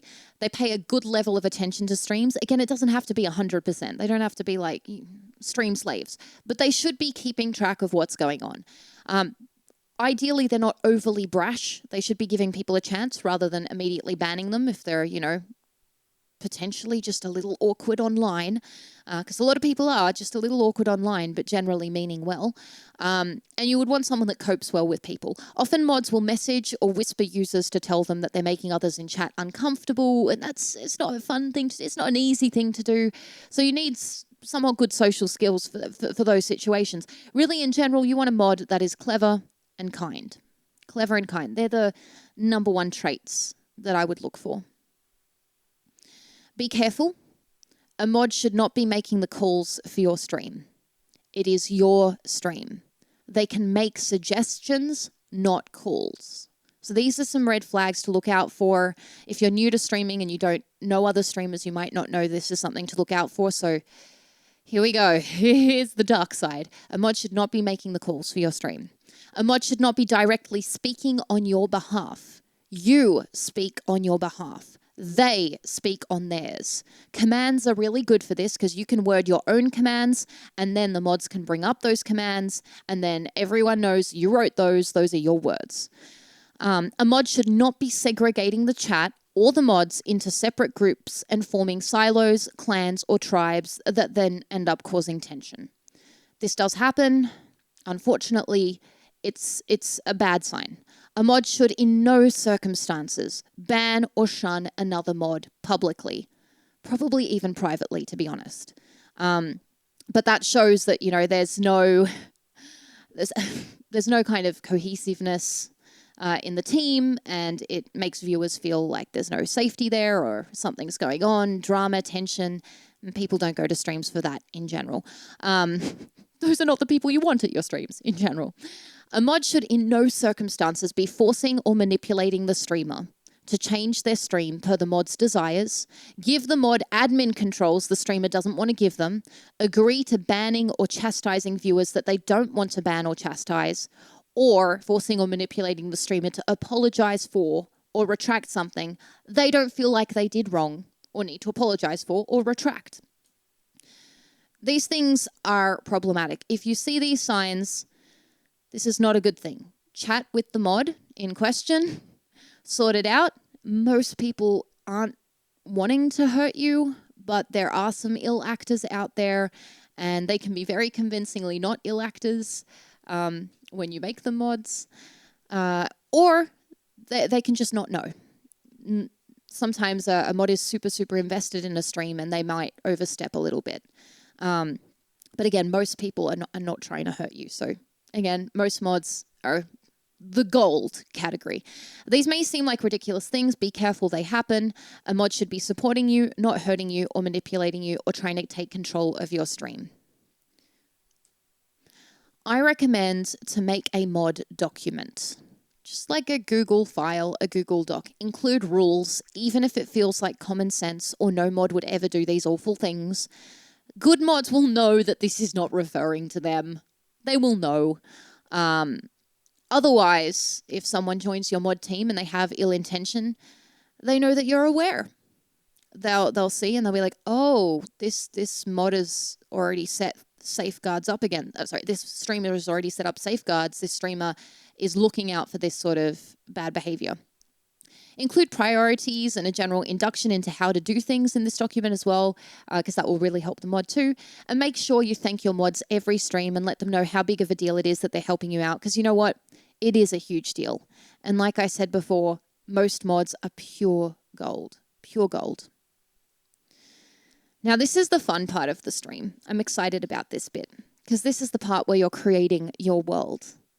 And this is why you do it. You know what I mean? This is why you do it. To create your world and share your world. The hard truth. Do you want your stream to succeed? If yes, pay attention to this next bit. If not, and you're just doing it for funsies, I mean, go ahead. But honestly, I'd recommend going out and smelling grass instead, reconnecting with your family, patting a cat, hugging your partner, or almost anything else. Anything else. But you do you, boo-boo. There are amazing experiences in life, phenomenal, fabulous things you can do, people you can connect with, things you can see, and really, streaming is a fun thing to do. I would say it's a fun thing to do for funsies if you're going to do it once or twice for sure. But if you're not aiming on building a world and sharing it on stream, if you just want to stream for funsies, this is an awful lot of effort to go to. And your stream will not succeed if you don't pay attention to this next bit here, okay? So pay attention. Your success is directly correlated with how much perceived value you bring people. I'm going to read that again because this is critical, okay? Your success is directly correlated with how much perceived value You bring people. For your streams to succeed, you need to bring something people think is valuable to them. You serve your audience. You stream for your audience. People say, be your own boss. You're not your own boss. Your audience is your boss. You do this for them. That's actually it. If you got it, accepted it, and put the ego aside here, good. It's a simple formula, but figuring out how to do that and bringing perceived value is not so simple. Not so simple. If you don't note down anything else, note that down. Your success is directly correlated with how much perceived value you bring people. So what is it you do? The first step is knowing your niche or your niche or whatever you're going to call that and what you do. This is the simple thing that you would say to answer the question, what do you do? This is not where you get artsy and you write your PhD dissertation and you're like, I'm a unique snowflake. No, this is what you just answer with jazz musician, comic book artist, gamer focused on horror games, online personality, community builder, etc. Right? Just simple, few words, says what you do. But I'm a variety. If you are a multifaceted human with layers like an onion, good job. You're like everyone else. You need to choose what your focus or select number of focuses are. If you are convinced that your focus is variety, your actual focus is either online personality or community builder, or both. As people will only watch others do a variety of different things if they're interested in them as a personality. Note that I'm saying personality, not person, personality, or if they want to be a part of their community. Think about this logically. If you don't like that, if you don't want, that parasocial relationship with the personality, you don't want to be building a community, you don't want to, maybe you don't actually want to be a variety streamer after all. Because that is what variety means, okay? Remember, you not only don't have to be everything you are in real life on stream, you physically cannot be everything that you are on real life on stream. Your job is to deliver value to your audience. You serve them. Choose how you can best do that. The best way you can do it means the most value you can deliver and the most success you can get. So what sort of value does the main thing you do bring? Ask yourself the question. There has to be an answer, or you need to rethink the main thing you do.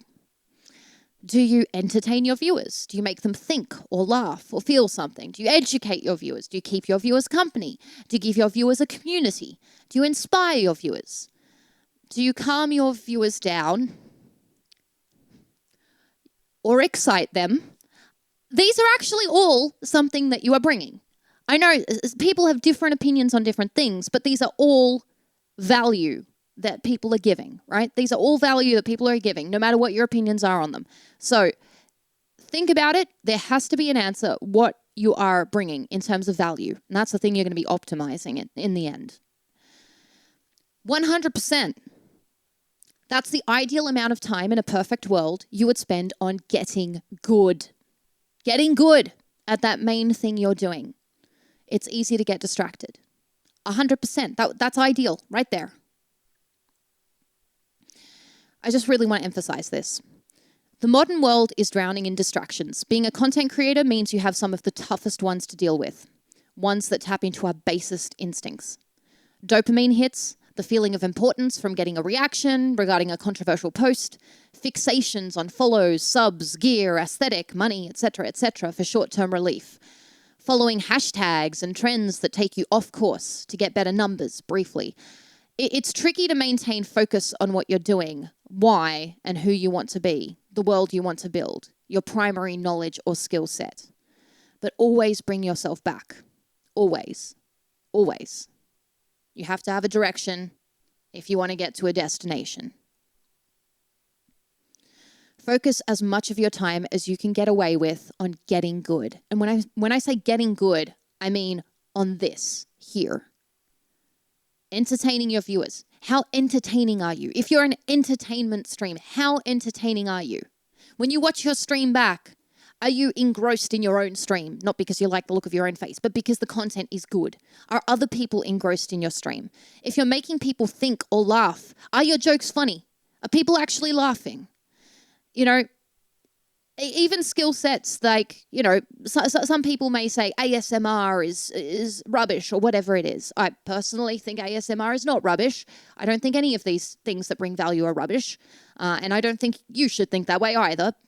Opinions. They're like buttholes. I've got my own. But say, for example, ASMR is calming viewers down. You might not think that brings much value, but it's perceived value. The audience is perceiving value in that. They are getting value from that. Okay? And the better you can get at doing that, the more successful you'll be.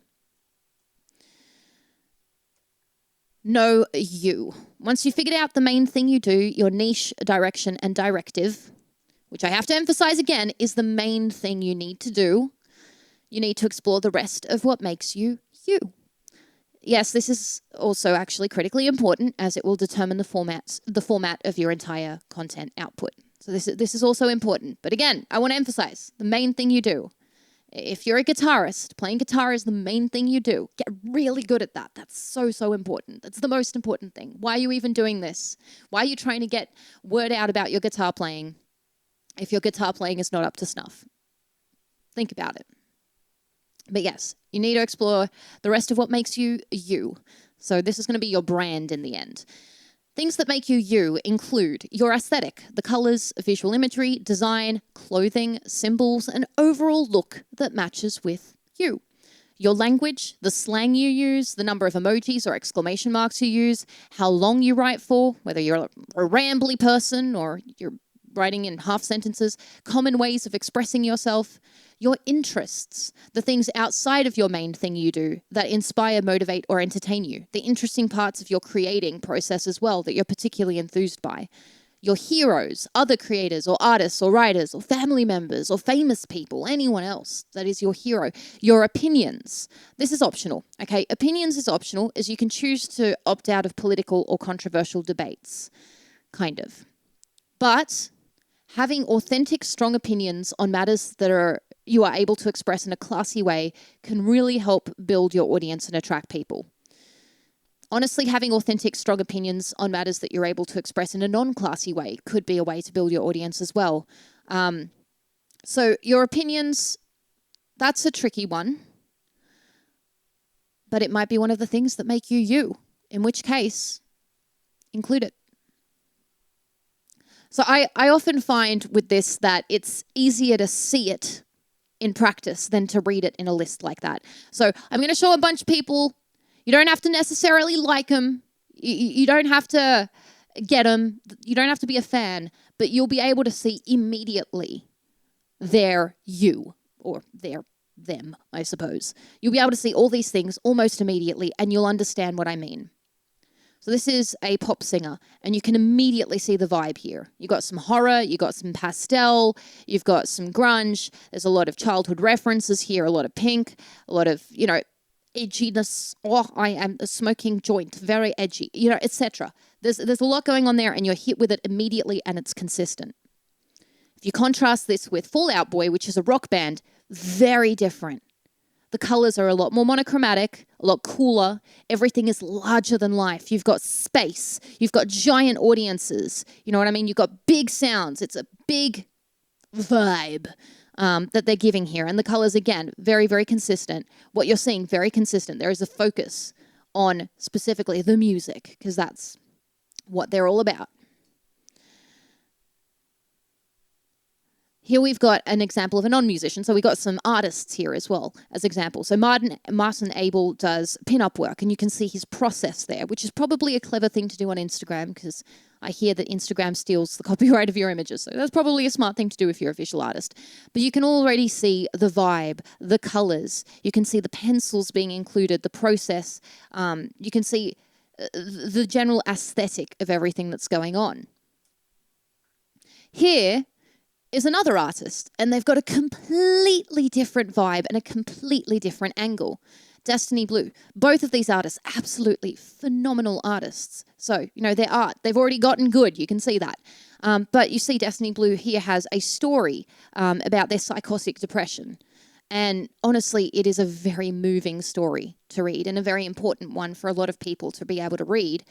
And you can see all of those feelings and emotions reflected in the work she creates, the colors she uses, the scenes she sets, and even the social posts that she has, the color of her hair even. So, everything is very, very consistent again. You can actually do this in text format, not just in terms of visual format. So here we've got Kanye. Think what you will of him. You're entitled to that. However, he's trying to brand himself as a rapper and a visionary, and I would say he's quite successful in doing that particular branding of himself. Some would say he's also successfully branded himself as a nut bubble. But you can see the way he writes. Power to the people, power to the artist, empower the artist and create a more inspired world. We've got lots of very particular types of messages and particular types of way of messaging that are being consistently put across, that build that image, that idea that you have in your mind of this person. Alternatively, Garfield is taking a completely different approach. You can see the sentences are shorter. There are some more hashtags. There's a lot more images included. Everything is written in much more simple, fun, casual language. And then PewDiePie. Yes, this is actually strategic. When he is typing in all caps, step aside plus, and posting rotten food with a snail beside it, this is actually all on brand. The way he writes, the capitalizations, the excessive exclamation marks, this is all creating a certain type of world, right? A certain type of world that he is bringing his viewers into, of chaos and craziness, over-the-topness, internetness, etc. But why? The more you understand your you, the more consistently and clearly you show you. The more of your people you attract. That's it. The more you understand your you, the more consistently and clearly you can show it, and then the more of your people you attract. Your people will perceive much greater value in what you give. Remember, more perceived value equals greater success. And the word here is perceived. So certainly, there are some English professors that would not perceive any value in the literature that PewDiePie has posted. Step aside plus. But he's consistently posting this sort of content, so the people that do see value in this sort of content, that find this sort of content entertaining and relate to it, will perceive value in this. Maybe not the English literature PhD professor, but the viewer that's watching them. So how do you imbue, I like that word, your stream with you? That rhymes. Honestly, everything. Your stream design elements, your emotes, digital assets, your outfits, your props, your makeup, your decor, the conversations you have, the topics you chat about on stream, the way you speak, the things you do on stream and activities you show yourself partaking in, the background music that sets the mood, the other creators that you collaborate with, the way you post on other platforms, which other platforms, the language you use in your written text on or off stream. Basically everything. Everything. So that's creating your world. A big section, fun section, important section. Now we're going to look at benefits. So you've done all this stuff. What benefits can you get? Why go to all this effort? Exposure, real connection, regular interaction. Those three things lead to actual fan relationships. From this, you can make income, you can give back through charity, etc. You can share your art or your creations, your work, your personality, your world. And it's a hell of an adventure as well. It's a hell of an adventure too. So that's why you go to all this effort. Some people value certain things more than others. Making income might be the most important thing for you. Giving back might be the most important thing for you. You might be like me. And I've just always desperately wanted people to see my work. And that's the most important thing for you. Or maybe you're just in it for the adventure. But these are all wonderful things that you get from streaming. Maximize exposure. I like this picture. The sources for people to find your stream, according to Twitch stats. This is not just me making stuff up here. So according to Twitch stats, the sources for people to find your stream are front page or features, followers, browse page, or other channel pages.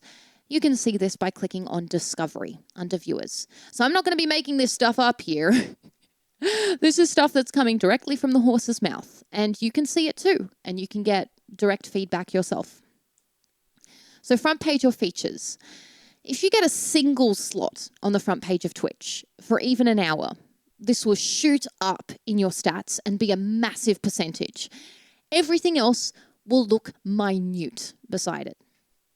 I've had this happen once in my entire streaming career. I had a short, well, actually it wasn't too short. I ended up getting an entire week where I was on the carousel for front page on Twitch.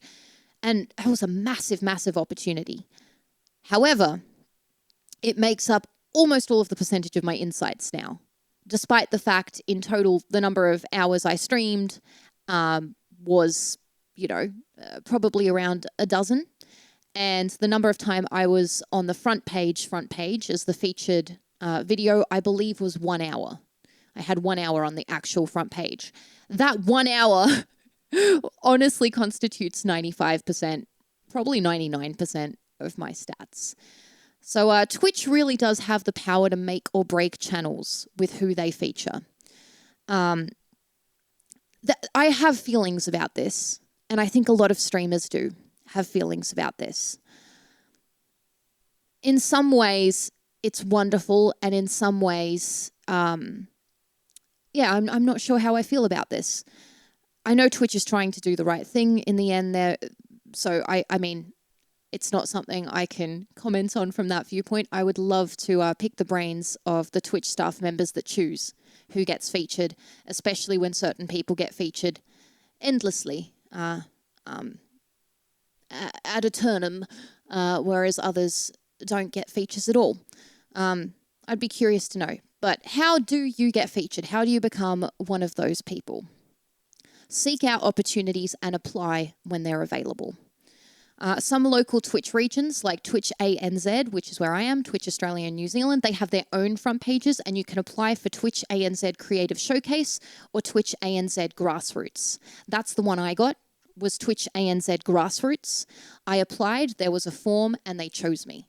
And I was over the moon. And it was an amazing, amazing experience. So if you are in the Australia-New Zealand region, right now, at this very moment that I'm streaming this, there are applications open for Creative Showcase. If you're an artist, a chef, a magician, a musician, a comedian, or a creator that does software development, for example, any sort of creative, I would highly, highly encourage applying. There's also a streamer survey that you can fill out. I haven't gleaned any sort of benefit from this myself, but Twitch does like to amplify minorities, especially. So if you fill that out, you might get featured as a part of a certain month, like, International Women's, that's day, that's not a month. But you know what I mean? You might get featured as a part of one of those special events or months. Honestly, a lot of the time, who knows? Who knows? I wish I had a better answer for you. But those are a few things.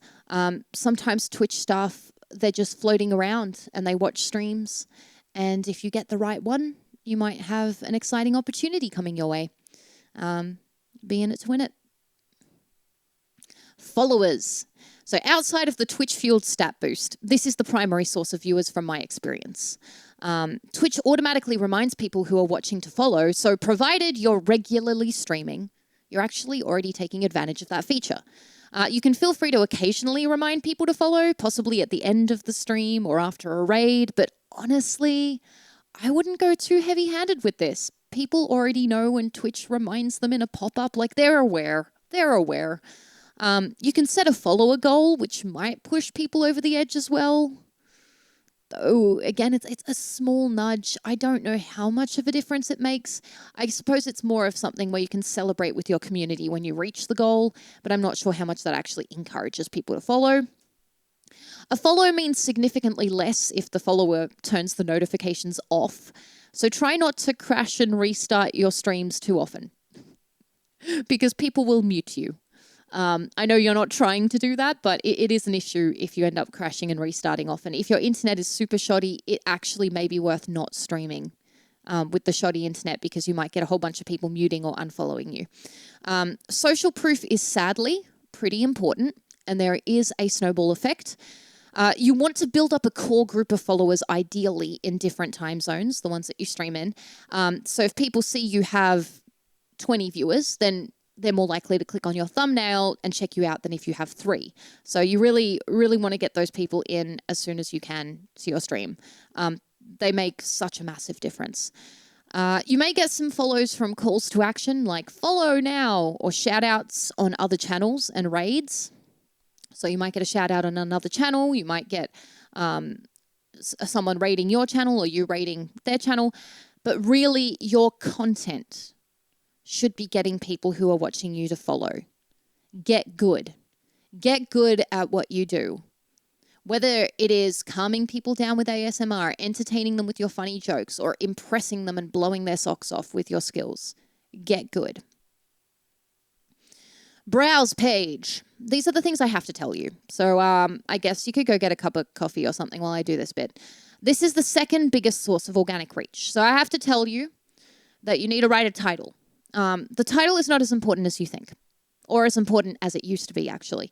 But have something clever and not clickbait, but interesting as your title. Streaming is not actually the place to pull the bait and switch, unlike YouTube or other video on demand. Your entire stream will literally just be people coming in and commenting that your title is clickbait, and it's just going to be irritating and it will disrupt your stream unless you have 1 million viewers and that just flies past. It can be irritating, right? Use categories. This is so important. I mean, it only gets you so far, but make sure you do it. Make sure you do it. This is the equivalent of the search terms people put into YouTube to find videos. You know, those things YouTubers rightfully obsess over to the point of insanity. There are less categories on Twitch, which is why discoverability is harder, but use the ones they have. As I said, super important that you do it. In and of itself, it's not going to, do everything you need, but it's important that you do that one. Now, this is actually what matters, right? There's 2 things. This is what actually matters. Firstly, make your stream look good. Make your stream look good. Make sure your setup, your colors, lighting, setting, design elements is going to bring people in. Make sure how you're dressed, presenting, acting is going to bring people in. Yes, some people have a natural advantage here, but you control what your little box looks like on that browse page, so make it clickable. I picked here one of the highest viewed streams and one of the lowest viewed streams at the time that I was making this presentation. And we've got French Stallion there with the highest viewed streams. I blocked out the name of the other streamer because this is not me trying to bag on anyone, but you can see the difference. In fact, this one is such a good example. Holy dang, is this a good example. So we need to see it closer. Let me just go through a few things that they're doing right here. I actually think they're doing pretty much everything right. This is an absolutely phenomenally put together stream. There's recognizable album art in that top left corner, which metalheads, which is the intended audience, would know. There's a great combination of colors, very, very eye-catching. Amazing lighting. The streamer is the clear focus. They're the light part, and there's more dark stuff around them. It's slightly more blurry as well. The clear center of attention. There's a great guitar, which is the primary prop and something that viewers obviously would care about. It's a really beautiful looking instrument that in and of itself will get attention. The title has all caps and fire, which actually suits the brand of this stream. Even the way it's said, play anything for you, it's shortened so that the whole title is being fit on screen and you can read the whole thing. It's got a great eye-catching outfit, jewelry, pro headphones. The hair is on point. Obviously, very attractive streamer there. That's not something all of us can control, but they've done a brilliant job with the visual there. The backdrop is interesting, explores more of the streamer's world, but isn't distracting. There are relevant, cute and meta little mascots, hanging off the microphone and such that the stream would be familiar with. and that you get to know very easily. The fonts, even for the alerts that are being used, are perfect for the brand. You know, you've got a little guitar, lightning bolt style emotes. And the main event is taking up the majority of the screen real estate. It's not all alerts everywhere or, you know, blank space. The main event is taking up the majority of the real estate. Basically, they've done everything well here. Even the tags are perfectly branded, but still searchable. They've done a brilliant job. All I can do is say hats off. French Stallion, very good, very good. So browse page. This is the other thing that really matters, okay? Twitch still, in most cases, by default, but also users will set it to do this as well, shows streams in order of highest views to lowest views. Sadly, there are a number of, especially bot streams in certain channels like music, that all have the same thumbnail. It's of some doof car and it's a radio station. So a lot of people by default will go to the category and list it by highest views to lowest views just to filter out those particular videos. It's not great for people who have less viewers. There's only so much you can do about how many viewers you have, but try to get the people there at the start if you can. The things you can do to increase that are have a schedule available earlier in the week so people know exactly when the stream starts. Post out immediately on socials as you go live so people can click through to join immediately. Have something fun at the start of the stream, if possible, or relevant. And the more viewers you have earlier, the better you will rank at the start. Also, if you've got one of those streaming soon screens or a streaming soon video, then that can be useful too, because when you have less viewers and you're not showing up as much in search, then, you know, you're not using your voice and your energy yet. So you can use it when everyone has arrived and you're more visible. Other channel pages. Oh, the world of raids. If you know not of it yet, let me introduce you. At the end of a stream, streamers have the option to type -raid and then the username of the person they want to raid into the chat, press enter, and raid another streamer. This takes all the viewers of the streamer to that other stream and alerts the other streamer of this fact. I would recommend you always raid at the end of your streams. Even if you think your view count is too low, honestly, this is the only socially acceptable form of self-promo in stream chats, and it helps you build connections, communities with streamers too. Also, it's just kind of a nice thing to do. I know I have people who raid my stream with huge numbers, and obviously that sometimes makes my entire month. Some of the biggest raids I've gotten have been something that stuck with me for days later. And I have streamers who raid with smaller viewers, but I know they chose my stream, and that in and of itself is such a special thing and such a special feeling. And it matters. It does matter. Getting hosted or raided. There's only two ways of getting this. Luck. They just choose you. Woo! Or watching people's streams authentically, interacting with them, making friends and showing support. Building a connection, essentially. Even then, they don't owe you a raid, but they may be more inclined to support you back because they know you, right? Please note this has to be authentic. Only do this with streams you enjoy and want to watch anyway. And I'm going to go into more detail with this, right? This has to be authentic. The grossest, ickiest thing you can do on Twitch, plus don't. This is actually the most disgusting thing, easily. And the real life equivalent, equally so. Schmoozing for raids. Throws up a little. Don't be in a stream briefly and clearly, entirely vacuously for your own benefit because you want to raid once that streamer finishes. People that pop into chat for short periods of time, make sure that they are seen, sometimes even say, sorry, got to head off to prep for my stream, then leave, only to go live moments later. It's also gross when it's the partner, wife, or husband of the streamer that's doing this, and it's clearly also done for the same reason, also the same thing. Plus, don't do this. I beg you. I beg you. It's not stealth. Everyone knows what you're doing, and it hurts. There is little in the world that hurts more than being successfully manipulated into thinking someone cares about you and the things that matter to you, like the art, music, comedy, writing, content, stream that you pour your soul into, only to find out that that person never really did. And they were using you as a relatively inconsequential rung on a ladder. It's the same in the real world as it is on Twitch. Don't be that person. It is possible to form real, meaningful, wonderful human connections and lift each other up. It's possible to do it that way, authentically. If you don't actually care for another person or their work, keep looking till you find someone where you do care about what they do. And watch their streams, connect with them, collaborate with them, be present in their circles and their lives. Don't be a fake. Don't be present just because you want benefit. It will leave you empty and leave the other person feeling genuine disdain towards you when everything unravels. And you know what? It will. And they have every right to feel that disdain towards you. Don't be that person. Raid fails.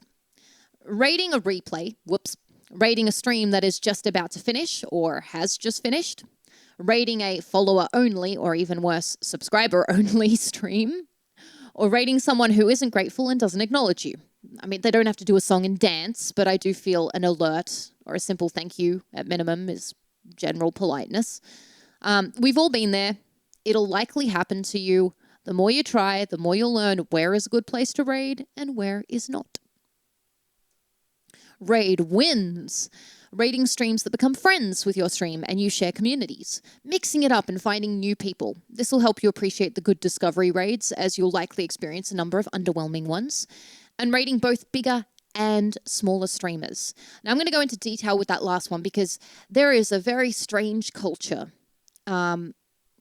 on Twitch where often people will raid up, where they'll only raid streams that have more viewers. It's very strange. Not just because it seems like it's not a good strategy. It's just not a good strategy. Let me explain. So bigger streams, they have a bigger audience, so there is a bigger chance of exposure. Even a tiny percentage of their viewers following could actually be a lot. If they raid back, it could be a huge boost to the numbers of a future stream, and that does happen. Some people raid back.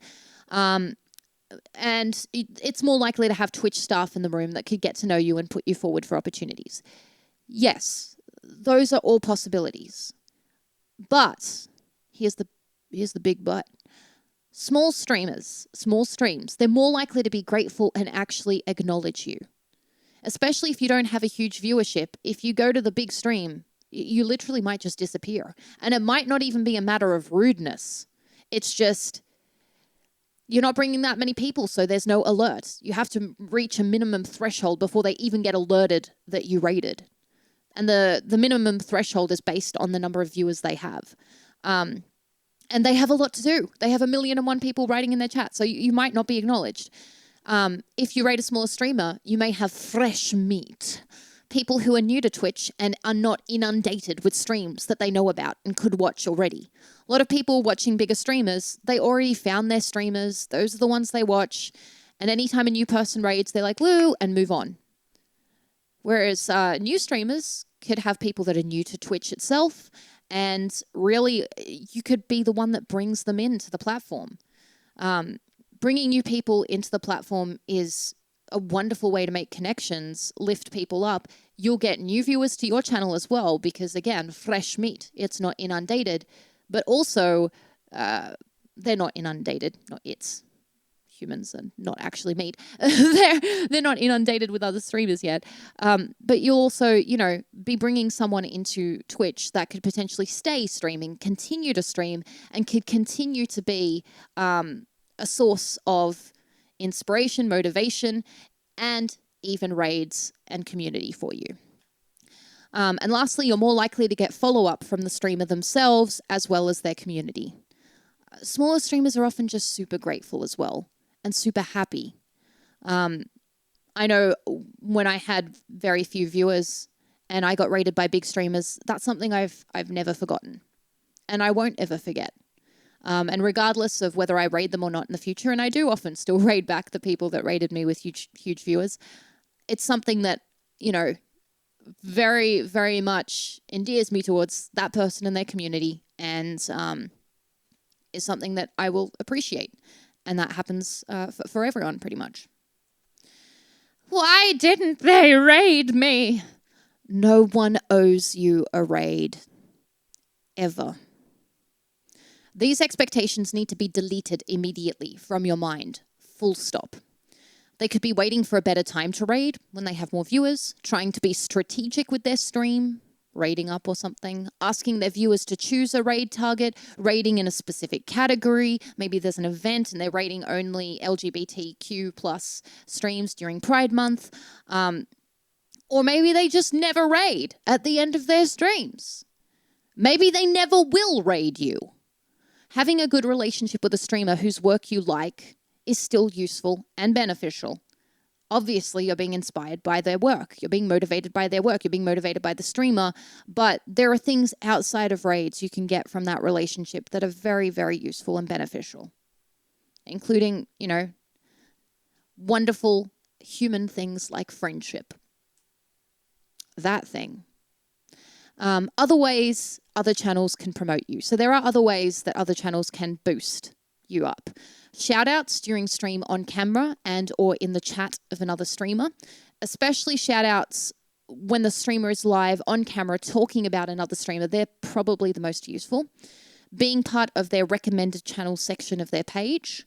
Being a part of a stream team. So I've got a little screenshot there of the stream team that I made. That's Sideshow Alley. So that's a team of magicians, comedians, ventriloquist nut bubbles of all varieties. So if that's what you're interested in, do check that out. Being a part of a festival or event. Being included as a part of a raid train. So raid trains are, I suppose, a preemptive raid. You're going to be raided by someone at the start of your stream, and at the end of your stream you're going to raid someone else, and it's kind of made as an event.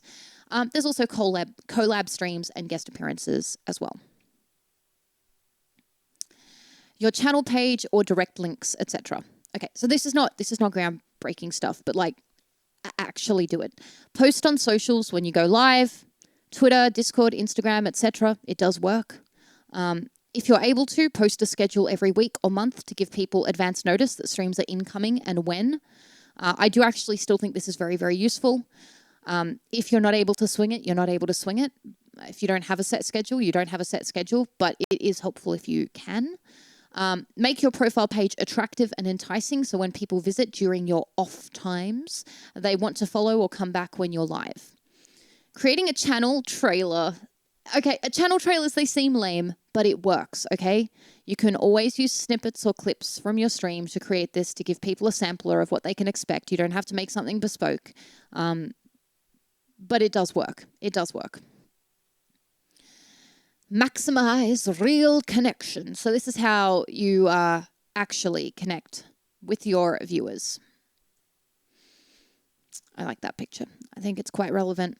Engage chat, encourage interaction, pay attention, and either create the space for a community to form or actively head the formation or lead a community.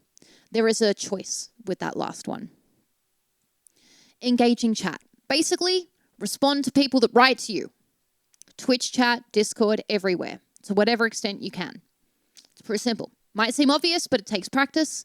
When the numbers build up, or if you're doing certain activities, like you're in the middle of performing a song, for example, it can also be straight up impossible to respond to everyone or even anyone. But it's a good idea to have mods or a command that can explain to people things like, Mary does her best to respond to everyone, but she can't respond midway through a performance. Feel free to repost your question when she's finished the song. Right now, I am live streaming this presentation, and in my title, I have that I can't respond to chat because this presentation will go for 100 hours if that's the case. And my mods are doing an amazing job of responding to people in the chat. Thank you, mods. Encourage interaction. So you could ask questions, ideally ones that aren't super hard for folks to answer. I mean, unless your audience is like physics professors, you want to ask things like, are you on team pineapple on pizza or team no pineapple on pizza? Something people can get involved with. You can also find ways, ideally easy ways, people can get involved on stream, like everyone post fire emotes in chat. let's set the chat on fire. So everyone has those emotes there. They're global emotes. So you can ask them to do that. And on any stream, regardless of whether they have followers or subscribers, you can ask them to do that and they can do that. Use outside programs to interact with viewers. Jackbox Games is a very popular one. There's also Words on Stream. There's also marbles. There's jigsaw puzzles you can do. There's a million and one ways you can do this, right? Pay attention. Pay attention. Are you paying attention? Take time outside of yourself. Pay attention to others. You'll find some awesome, inspiring stuff out there. Even in Twitch chat. The chat is sometimes more entertaining than the stream, and this is definitely the case with my Twitch chat. Sometimes I watch streams back just to read the chat, especially certain sections. The Twitch chat can be brilliant. Learn things about the people who watch your stream. Not in like a stalker style. I don't follow them in real life. Just, what they share in the chat. It means a lot to people when they can tell that you actually see them. Encourage folks to continue sharing in Discord or socials and interact with them there too. So they know it's not just you exist when you're in my Twitch chat on stream. Otherwise, you do not. And lastly, I would encourage avoiding pressure points like politics or heavy topics unless it's a very specific section of your stream or your main thing. It's a big part of your you. Because it can cause tension and because people have differing viewpoints. Who would have thunk it? We're all independent humans. It can trigger arguments. Although it can help with bonding, tread carefully with that one. I would say having specific segments of your stream where you give space for that is a good way of going about it if you're going to do it. Maximize regular interaction. Ways to do this. Have a schedule. Try to stream consistently. Try to cover different time zones. And do things in between streams that involve your community. I know, having a schedule can be difficult for some people. Like I've said, do it if you can swing it. Trying to stream consistently, also difficult, but do it if you can swing it. The more consistently you share your world, the more people become acquainted with it and the more it matters to them. Covering different time zones. So this is a debatable point. I would encourage you to cover different time zones personally, because even if it seems like you have less viewers, right? Because you're in different time zones. So you're getting 30 viewers here, 20 viewers here, 30 viewers there. In total, that's 80 viewers. If you stream at one time zone and you get like 60 viewers, that's actually less. And if you stream that same time zone every time, it's always the same people. I would encourage streaming different time zones so all of your various audience members have an opportunity to watch you at some point and to interact with you and connect with you. Also, if you're streaming at the same time every time, you can burn people out a lot faster. The people that go every single stream, there'll be more streams that they're attending because they're during your time. I mean, some people love that, some people don't. Again, feel it out, do what's right for you. And obviously do things in between streams as well. You can do this on other social networks. You can do this on Discord. You can literally meet with people in real life. That thing that people often forget. The real world. Be careful with this if it's going to be, a dangerous thing for you. Now, lights just went red because we got raided. Insomniac Rap, thank you for the raid. We've got a live example of a raid there. We are just going to continue on with the presentation. But Insomniac Rap is a absolutely phenomenal streamer. Thank you for rating. Incentivize contributions. Incentivize. People don't want to give something for nothing. And even if they do, it's a nice thing to show appreciation for their support.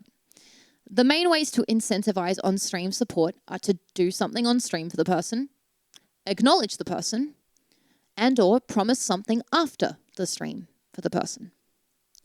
If you're doing something on stream, you could do things like drawing them an artwork, singing them a song, manually triggering a video animation alert or interactive segment, wearing something, specifically, like a hat or something novel, or using an AR filter, those snap filters to wear something. You could also change the backdrop or the framing, especially if you've got a green screen or something going on there. Acknowledging people. Welcome to the household, young one. Hey, bruh. Examples include saying their name, thanking them, mentioning them off the stream as well as on the stream, maybe on various social accounts, having alerts that pop up with their name, Having a capamon, like the little cat, pop up with their name. Writing their name on an object like a whiteboard or a blackboard or a plush toy or a blow-up pickle. Having a credits scroll at the end of the stream, or having a Nightbot thank you message that pops up in chat. Encouraging mods to manually thank people who cheer or donate or sub, even with a command. So obviously if your stream gets super busy, that might be hard to do, but if your stream is not too busy, you could always ask the mods, if someone cheers, could you thank them? Having a donation ticker or events list. Putting the person into an artwork or a song or a creation. There's so many ways to acknowledge people. And lastly, this one's the trickiest one, promising something off stream. Bear in mind the extra time required, how exhausted you very well may be, and the fact you have to deliver on your promise, because if you don't, people aren't going to believe you when you promise in the future. Don't be the streamer that cries wolf. Examples include a download off stream. So I know that I do live songwriting on my stream, and people who subscribe can go to the Discord and download the song. That's an example. Actual physical things you send to people. Handmade items, completed works, projects, or pieces of content. So you could say, I will create this video if we reach a certain number of followers, as an example. Encouraging off-stream support. This includes people buying merch, supporting your Kickstarter, patroning your Patreon, etc. You can set up timed commands on Nightbot to remind people. These automatically show up in chat every 15 minutes or so. You just get a little message reminding people that you have a Kickstarter or whatever it is. You can put a link on your profile page. You can make a panel for it. Obviously, you can mention it. You can acknowledge those who do support. I would recommend doing that. You can offer something good in return for support, and you can promote it through all of your socials, not just on stream. Giving back. That's my son right there. That's Bloop. Isn't he adorable? Let's just take a moment to appreciate Bloop. This is me giving back to you for watching the stream, because look at Bloop. He is giving. Arguably the best bit. Give back to those who support you. This could be in money, but also in raids, sharing, work, perks, acknowledgement, and in real life meetings and meetups. You could fundraise for charity. Be careful not to do this too often though. And pick charities you genuinely care about, especially as your stream gets bigger. You will get a lot of people messaging you about doing charity events. I get messages about charity events at least weekly. It's very, very common. So make sure you actually really care about the charity or the group or the event. You can both tap out your audience financially and also turn people off when you're constantly asking for money.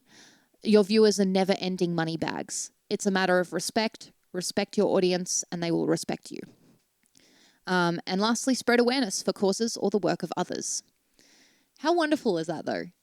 That's some of the absolute best parts of streaming. Getting to give back to those who support you, getting to give to charity, spreading awareness of causes and the work of others. Absolutely phenomenal parts of the job of a streamer. Now, next section, standing out. How to stand out. Firstly, get off your chair. Oh, that wasn't that funny. All right, next. Here we are. Be a unique snowflake. Carve out your niche. Don't try and be everything for everyone. Be one specific thing you can't find elsewhere. Be the leader of your niche. You'll never be everything for everyone. I'm sorry to admit it to you, but it's just the truth. Do something curious or that you don't see too often, or maybe that you've never seen before. Have interesting, unique, and well-directed visuals, background music, and layouts to your streams. Don't use templates that come with sites like Streamlabs. Someone else has definitely done that before. If you want to be a unique snowflake, that's not the way to do it. That's not the way to do it. It's not a bad starting point if you're low on time, but that's not the way to be a unique snowflake. Have an interesting variety of shows, themes, ideas pop up on your channel in a consistent way that become recognizable, meta, or associated with you over time. As an example of shows, you can have a specific title for a type of show.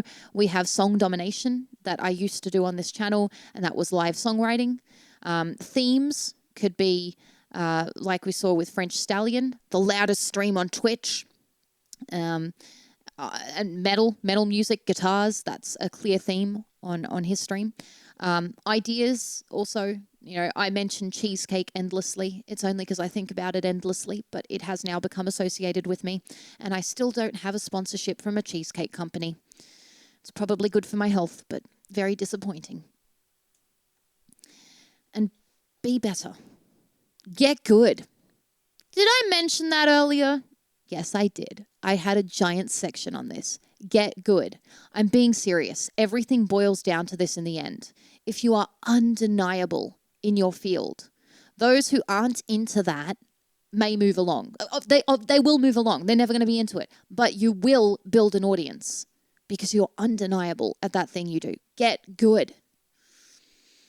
Constantly up the quality. Don't settle. Increase the quality of the audio, the quality of the visuals, the quality of the digital assets, the quality of the alerts and interactive segments. Everything can be optimized. In your spare time, research how you can do that. If you have areas of difficulty, for example, you don't care about clothing, but you want to dress in a more eye-catching way. Might be a little uncomfortable for you to sit down and watch a couple of YouTube videos on how to dress in a good way, how to find your personal style. Might not be the thing that you really want to do, but do it. Try, put the time in, make little improvements, and it will pay off. Have a unique and memorable personality. This one's good because you've already got half of it. You are a unique snowflake. Everyone is unique. But to make it memorable and recognizable, you need to express it in the way you word any text that can be read on stream, commands, panels, etc. It has to sound like you saying it. When people read it, they have to hear you reading it. They have to hear your voice when they're reading it, right? Express it in the choice of visuals and background music you present. It has to sound like you, too. Are you a metalhead? Are you very sophisticated with the classical music? What are you? Represent it. Express it in the way you talk, your gestures, your tone of voice. Are you super, super energetic? Or are you calm and chill? The pacing, the pitch, it all matters. Have key catchphrases, items, symbols, ideas that you can become associated with that help give you character as well. Most of this will come naturally. But to create something memorable, it has to have repetition, right? Express your personality with what you wear, how you wear it, and what you do as activities, hobbies, interests, etc. So, for example, if you are a wrestler, that's freaking rad. Not many people in the world are wrestlers. That's a very cool thing. I mean, I find that very cool. Most people I would speak to would find that very cool. So that's something that, is a part of what makes your world and makes your world interesting. Learn from your audience. Direct feedback. I wouldn't 100% trust this. But you can ask for direct feedback on streams or in polls. I would recommend anonymous polls if you can do it. Ask for feedback on Discord and other socials as well. Read the messages people send you with feedback even when you don't ask for it, because people will send you feedback even when you're not asking for it, even when you're specifically asking them not to give it to you. They will still give you feedback. Create an stream suggestions room in your Discord or something similar specifically for feedback as well to collect it too. Again, I wouldn't 100% trust this. A lot of the time what people say they want does not directly align with what they actually want, but it's still good to hear what people think they want, if that makes sense. Indirect feedback. Often far more useful or accurate. Gather from conversations between members of your community. What are they talking about? Notice what posts get more likes or interactivity or views. See what other streams or posts your community is engaging with. Notice what they post on other social networks. Notice what activities you do on stream light up the chat and when the chat is more quiet. Read your analytics. Everyone hates doing it. But read your analytics. What stats matter? So when you're reading them, here's a little quick guide. Followers don't matter. They just don't. It's irrelevant. It's funny that a lot of brands, if you're doing sponsorship deals, will look at this because it's irrelevant. Average viewers are the most important statistic on Twitch, or concurrent viewers. Unless you are getting a front page feature or something else is inflating or deflating the view count, if that's the case, then your average viewers are as irrelevant as followers because it's not an accurate number. Chatters, this is the next most important. How quickly is your chat moving? How many people are in your chat? And revenue. These stats don't include donations, and donations really are the main thing you should be focusing on, not cheers or subs. Pro tip. So these stats are incomplete, but it's still an okay indicator as to whether you're incentivizing well enough, right? So really, average viewers, chatters, revenue, but especially chatters is probably the most reliable one, followed by average viewers. Malicious trolls. I have to include this here. They don't matter, ever. Encourage your regular viewers to ignore them. Encourage mods to deal with them in whatever way you find most expedient. And either ignore them completely yourself, your mods will delete them, or use them as content to entertain your actual viewers if you so desire. That's also an option. Don't let them get to you. I know that's easier said than done. There's some sort of deep emptiness in their life that they're unsuccessfully trying to fill, and it's actually kind of sad. But yeah, sometimes you can see things and it can get to you. Sometimes you can see things that were actually not malicious, but your mind reads them incorrectly, and then you get hurt. So that happens as well. And vice versa. Sometimes your viewers get upset with you over something you've said when you definitely didn't have any malicious intent. So it's hard not to let it get to you, but do your best with that. Getting word out. Now, this is the one that I think is really tricky, right? This is the one that's really, really tricky. A lot of people want to know how to do this. So let me try my best to give you some advice. This is the $10 million, the $1 million question, $10 million question, $1 billion question. Really, it's the big question. How do you get word out without being obnoxious? How do you actually get noticed and build that fan base? Why do some people go viral and take off? They aren't even that good. I don't get it. These are things everyone wants to know the answer to, and it all boils down to what was said near the start of the presentation. Do you remember? Your success is directly correlated with how much perceived value you bring people. Your success is directly correlated with how much perceived value you bring people. The 100% best way to give yourself the best shot is to get good. I know I keep mentioning this, but I'm being serious. I know a lot of really skilled, talented people still fly under the radar, but trust me, they have a much better chance of succeeding. And this is the biggest puzzle piece. Yes, there are other puzzle pieces, but this is the biggest one. What good is different in every niche and with every audience, which is why it's perceived value, as perceived by the relevant audience, not some sort of objective value. So if someone's sitting here and being like, having big boobs is not getting good, actually, maybe for that audience, the perceived value, that is actually perceived value. And they're doing a very good job of showcasing that. There are different ways of delivering value. There are different definitions for what good is. It depends what it is for the audience, right? Whether it's how calming you are with ASMR, how well you play the trumpet, how entertaining you are during your gaming, or how great you are at leading a community. There are many different things you can get good at, but whatever it is, get good at it, right? If you are undeniable, you are much more likely to be shared around organically, and organic shares go much further than self-promo, much further. People aren't going to watch you to help you out because they like you or because they want something in return. They're going to watch you because they won't be able to help themselves. And that's where you want to get to. That's where you want to get to. You don't want to be at the stage where people are watching you because they like you or they want to help you. I'm lurking to give you a view. That happens often, and it's a nice thing to do, but you want to move beyond that stage, right? You want people watching you because they can't help themselves. They want to know what's coming next. You're watching this stream right now because there's valuable information, hopefully, being presented to you. And you want to know what I'm about to say next because you think there's more value coming, and I'm hoping there is, and that's why you're here. But I am good. Anyone that says this needs to check themselves. Even if you really are good, you should always be optimizing, practicing, improving non-stop. It's quite dangerous to say this because it could mean you've actually closed yourself off to progress. If you think you've already reached the destination, you're obviously not traveling further. Ask yourself, are you still checking out other streamers or creators, or are you in your own bubble? This does happen over time, by the way. This can happen over time. Are you still pushing yourself to learn new things in your field, or are you reusing your skill set endlessly?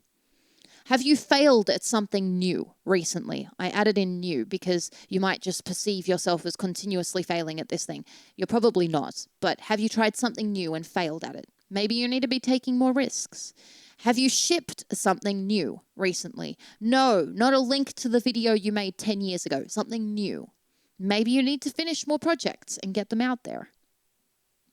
Have you done something different? Maybe you're stuck in patterns or routines. Maybe you need to mix it up a little bit. You can always go back. Maybe you need to try something different. Have you voiced how good you are and that you deserve more to your viewers? Don't. I'm being serious.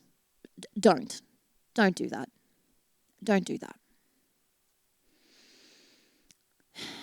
Content creation is more of a mental game than anything, and it is hard. Everyone gets stuck in a rut. Everyone falls down the various rabbit holes. Everyone feels like they deserve more some days, and everyone feels like a fraud and a failure other days. And when everything is a giant cacophony of confusion, as it often is, remember, get good.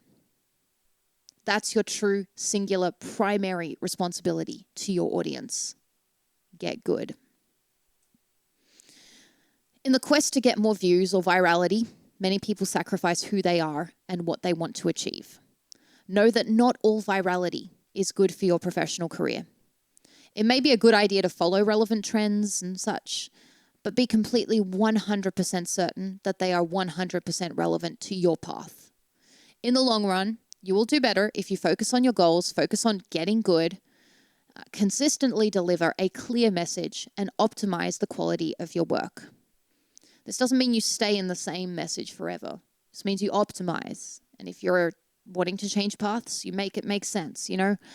But if you don't go towards a destination, if you just go every which way, the likelihood of you ending up at that destination is close to nil. Close to nil. Otherwise, cover the basics. This is what everyone's going to tell you. I'm going to have to say it to you as well. You probably already know it. Share yourself, not obnoxiously, on socials. Have your Twitch link everywhere. Create short form content that continues to engage your viewers when you're not streaming. You can share clips for that, for example. Keep to a schedule or put out a schedule if you can, like I keep saying. Share clips of your stream. Tell people in real life when it comes up naturally in conversation. When it comes up, don't be that person that's like there with the business cards. First sentence is, hey, by the way, I stream. Have your Twitch URL in your business card or posters, though, if you are doing shows and such in real life. So people that are on Twitch will be like, oh, you stream, and they can check you out. Tell people on stream and off that you appreciate their support and when they share your work. As a content creator,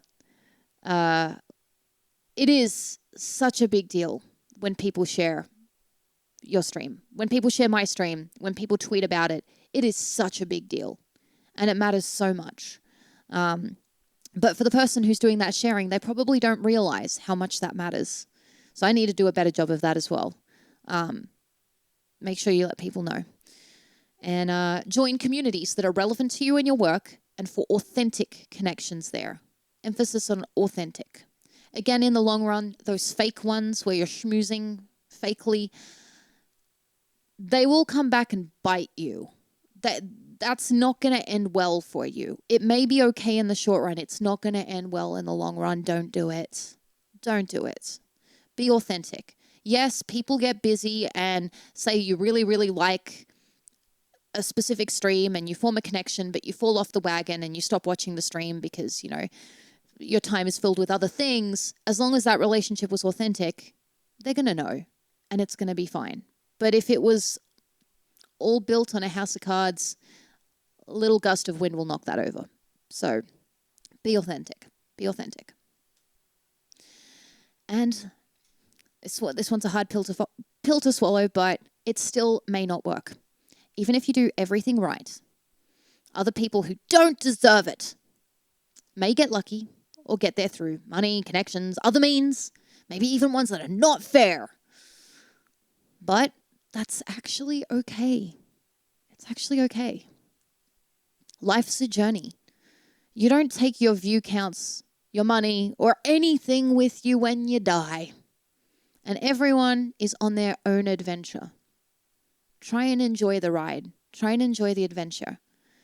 And if you focus on getting good and you get good, no one can take that from you.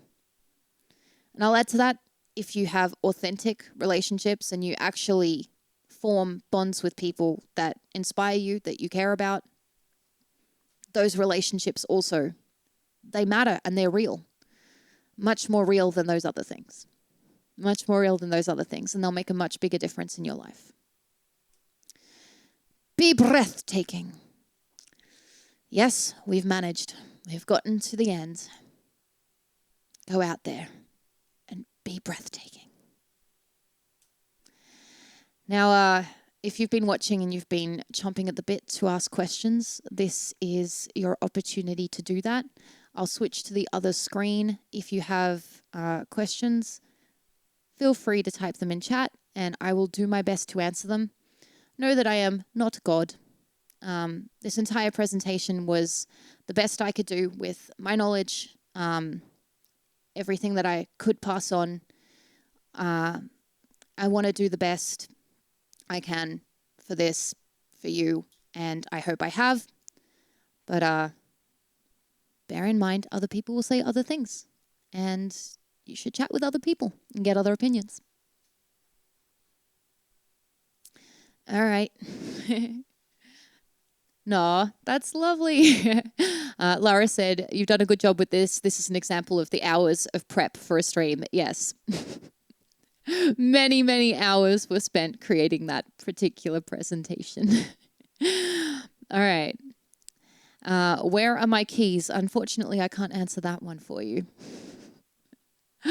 All right. I don't see any questions in chat, but I'll wait for just a moment in case we have any, because again, I'm happy to answer any questions you guys do have. Yeah, so feel free to type in a chat any you've got. Thank you for the kind words, though. It is greatly, greatly appreciated.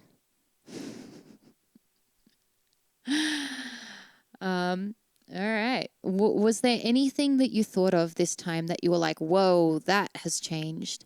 Yeah, the last presentation I did is very different to this one. There are certainly things that are very similar. The main players are still the same in terms of software and gear and everything. I was surprised with how much of the gear is the same, actually.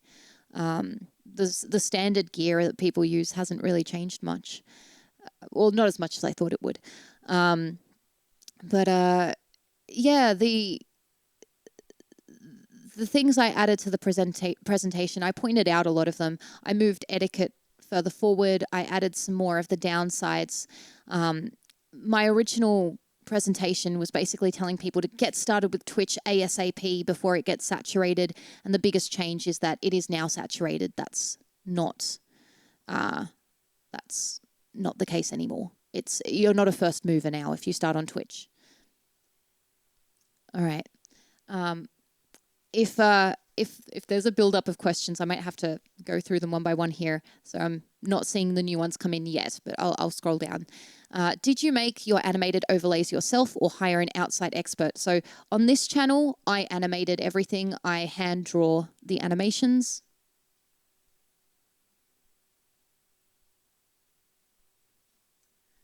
For example, this one. So yeah, I love art myself, even though I may not be the most skilled visual artist. I make the GIFs that you see there. So yes, I did animate everything that looks like it's been done like this. And the images that are photos and such, I also edited and changed up too. So I made all the overlays. Most of them I drew in Photoshop and edited in After Effects. I see a central theme of get good. Are there any shortcuts? I wish. Honestly, there really is a shortcut for some people with some things. And this is one of those places where people say that's not fair. But that's life, you know?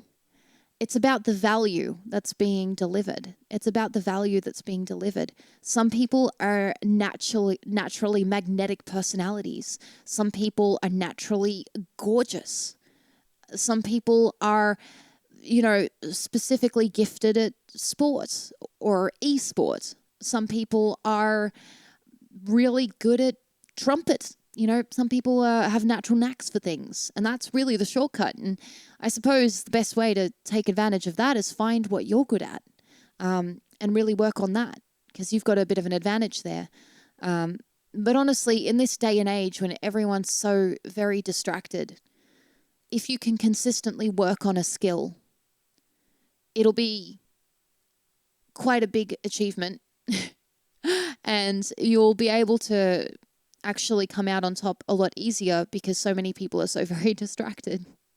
So focusing on getting good itself is a strategy, because not everyone's doing it.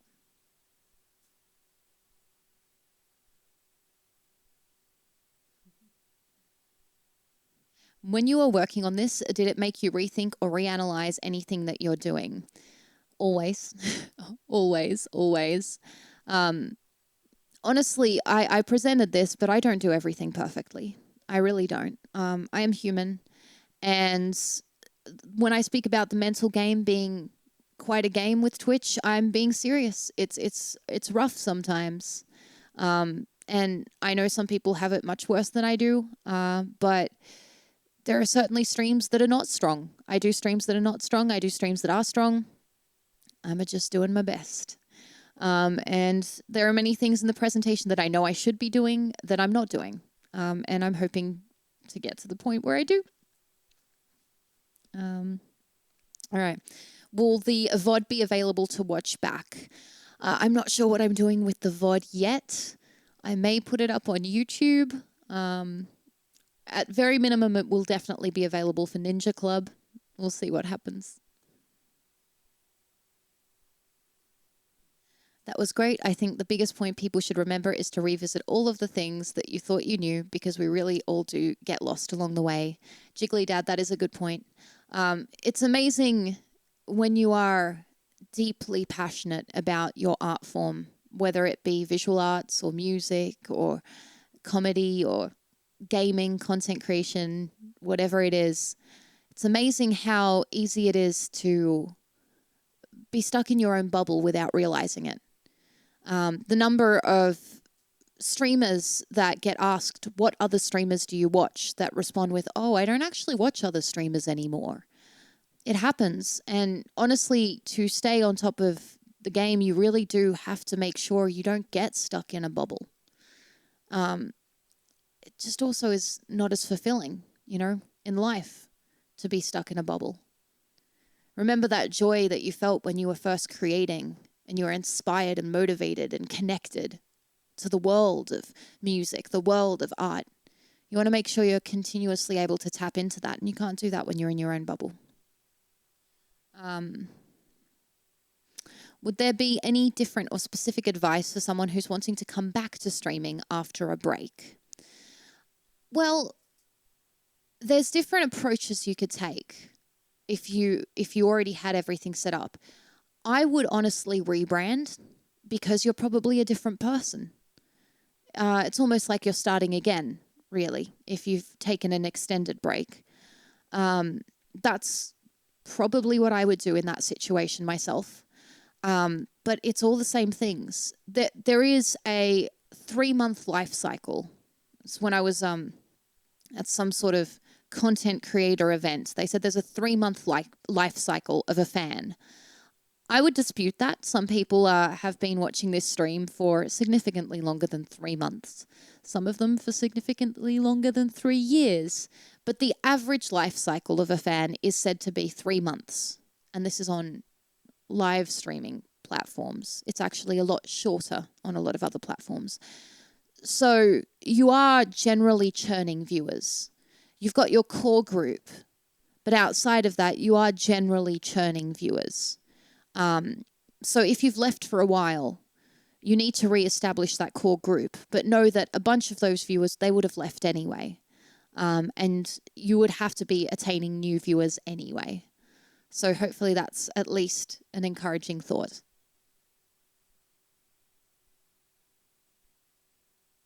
When making your graphics, do you make them off inspiration or do you schedule a day for making effects in batches? It really does depend. If I have events coming up, that's usually when I do my big batches of creations. There are often redemptions. So say yesterday I spent the day filming so that I could make things for the stream. And that's because during Subfest, people redeemed a specific redemption and I want to deliver that redemption. So events are often a big trigger. And sometimes I just, I want to optimize the stream. I want to make it better.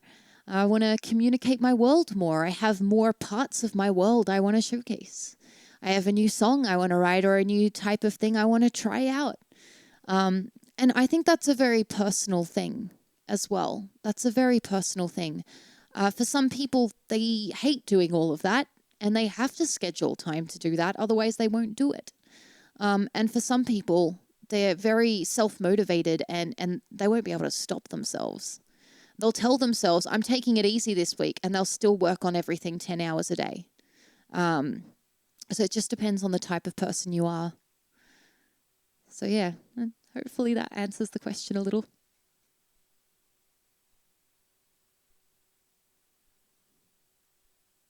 What about leaving VODs up for people who don't subscribe? A good idea, ? So this is a very personal thing, and it depends what you do. I have to take down my VODs off Twitch for copyright reasons because I make a living off streaming. And DMCA is not reliable. Sometimes if you accidentally fart incorrectly, it can pick it up as a copyright breach, and I can't take the risk with my channel of losing my channel because this is my livelihood. So I don't leave VODs up at all for that reason.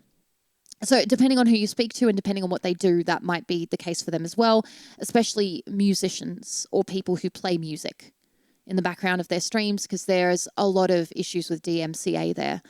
Honestly, the safest thing to do is take down your VODs. You can always re-upload them to YouTube, or what I do is I upload them privately to YouTube, and people who are members of my Patreon, Ninja Club, get access to the VODs. So if you're a member of my Patreon, you can watch back the VODs. And if you're not, you'll just have to come along to the next stream. So that's a matter of personal preference there. Do you have a recommendation for animation apps for someone who has artistic skills but is new to animation? So many things. Okay, I use After Effects primarily. If you're doing 2D animations, that's what I'd recommend. It might be worth looking into Blender for 3D modeling as well, and Unity, especially if you want to do things in like a gaming sort of sense. But I primarily do things in After Effects myself. There's some animations you can do in Premiere too. If you work with Adobe products, and also I believe DaVinci has a lot of products as well, you can buy packs as well. So if you're not particularly keen on learning animation, but you want to have some animated effects for relatively inexpensive prices, you can buy a giant pack that will give you glitch effects and things, and you can put those at the beginning or end of your videos or alerts. And I do recommend those. I use those as well. Professional video editors use them too. So they're not too expensive and they're easy to get if you have one of the big programs like Premiere, Adobe products, or DaVinci. In the vein of the don'ts of streaming, if you could pick one or two things that you've seen that kill a stream, what would it be? Oh, one or two things that kill a stream. One of the things I didn't mention that some streamers deal better with than others is trauma dumping. And for some streams, that's actually not just accepted, but that's what they do, is they do counseling, or they have a segment for it. Other streams like mine, because I do comedy as my primary genre, we've got a very light-hearted mood. And one of the things that absolutely kills the mood is a trauma dump. Someone coming in with really, really, traumatic, bad news from their life that they detail. Then everyone in chat obviously offers their condolences. I offer my condolences, but it just breaks the mood. Because, when you're in a comedy state, when you get into the right state with comedy, you can laugh at almost anything. When you're in the wrong state, nothing is funny. So it's very, very hard to deal with that mood shift. That's a tricky one. But that, again, would not apply to everybody. Otherwise, there are very specific rude comments, that various ists that can stop a chat cold as well. Racists, sexists, etc.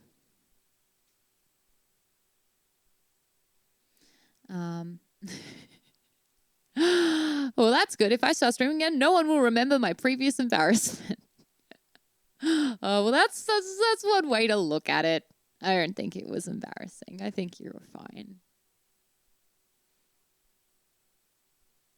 All right, let's see. Any more questions? All right, it looks like I've answered. All right, here we go. Did you have trouble starting out without mods? I never started without mods. I started with my husband, who at the time was not my husband, but he was my partner, and he was my mod. If you can swing it, always have a mod from the very beginning. If you can swing it, always have a mod. And I was lucky enough. I've always had a mod.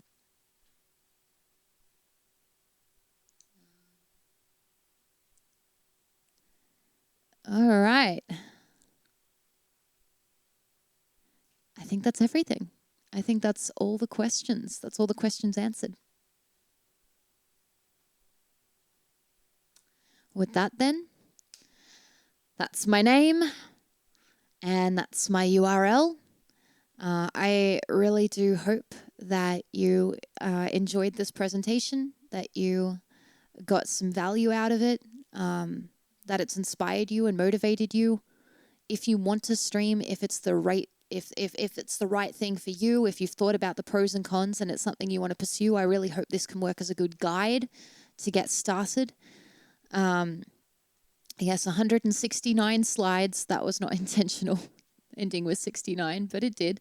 And yeah, I really hope that this also, as a presentation, does more than just tell you how to get started on Twitch, why it's good, and how to make it work, but emphasizes the why, the path you want to go down, the destination you want to reach, the person you want to be, and the world you want to create.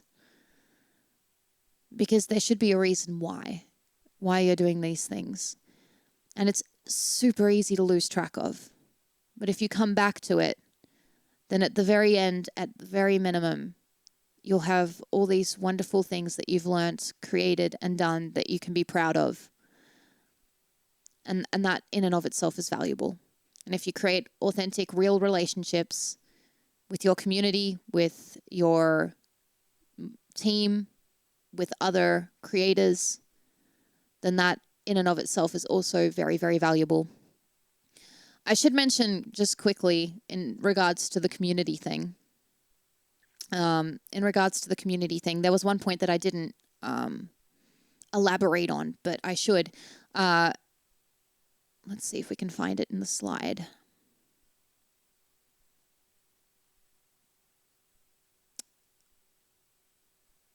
There's so many slides. Specifically, when it comes to community, you can be the leader of your community. You can be the one forming the community, but you do not have to be. So here we are. you can create the space for a community to form. And honestly, this is what I've done. If you want to focus on a specific type of content, whether it be art, music, comedy, magic, if that is your focus, then what you want to do is create space for the community to happen. The community happened itself. The Sorks happened themselves. The Sork family, that's the name of my community. They happened themselves. And all you really do is create a space for that community. They come together over your work, the thing you create, and your world. That's something they have in common. But you don't necessarily have to actively head the formation or lead the community. You can. That is a choice that you can make. Some people choose to do that. Some people choose not to do that. So there is obviously some sort of like a unspoken vibe that's going to come across. If you are a generally toxic person, you may have a generally toxic community that forms. And if your mods are banning anyone that's even remotely rude, then obviously those people are not going to come into the community, so the community's not going to have too much of that. And you can choose to be as much or as little a part of that as you want to be, but I do have to actually point that out because that is a choice you can make. That's not something where you have to do both. All right, just remembered that and thought really should say that while I'm saying things. All right. Now I can say I'm definitely done. Hopefully that was useful to everybody. Thank you very, very much for watching. If you want to support me and my work, that's my Twitch URL there. I'd love to see you. And I've also got a Patreon, patreon.com/MaryAmber. Unsurprisingly, I'm on all the various socials as Mary Amber, so you can find me there. And thank you very much for watching the presentation. Have the most marvelous day and be kind to someone. You'll scare them.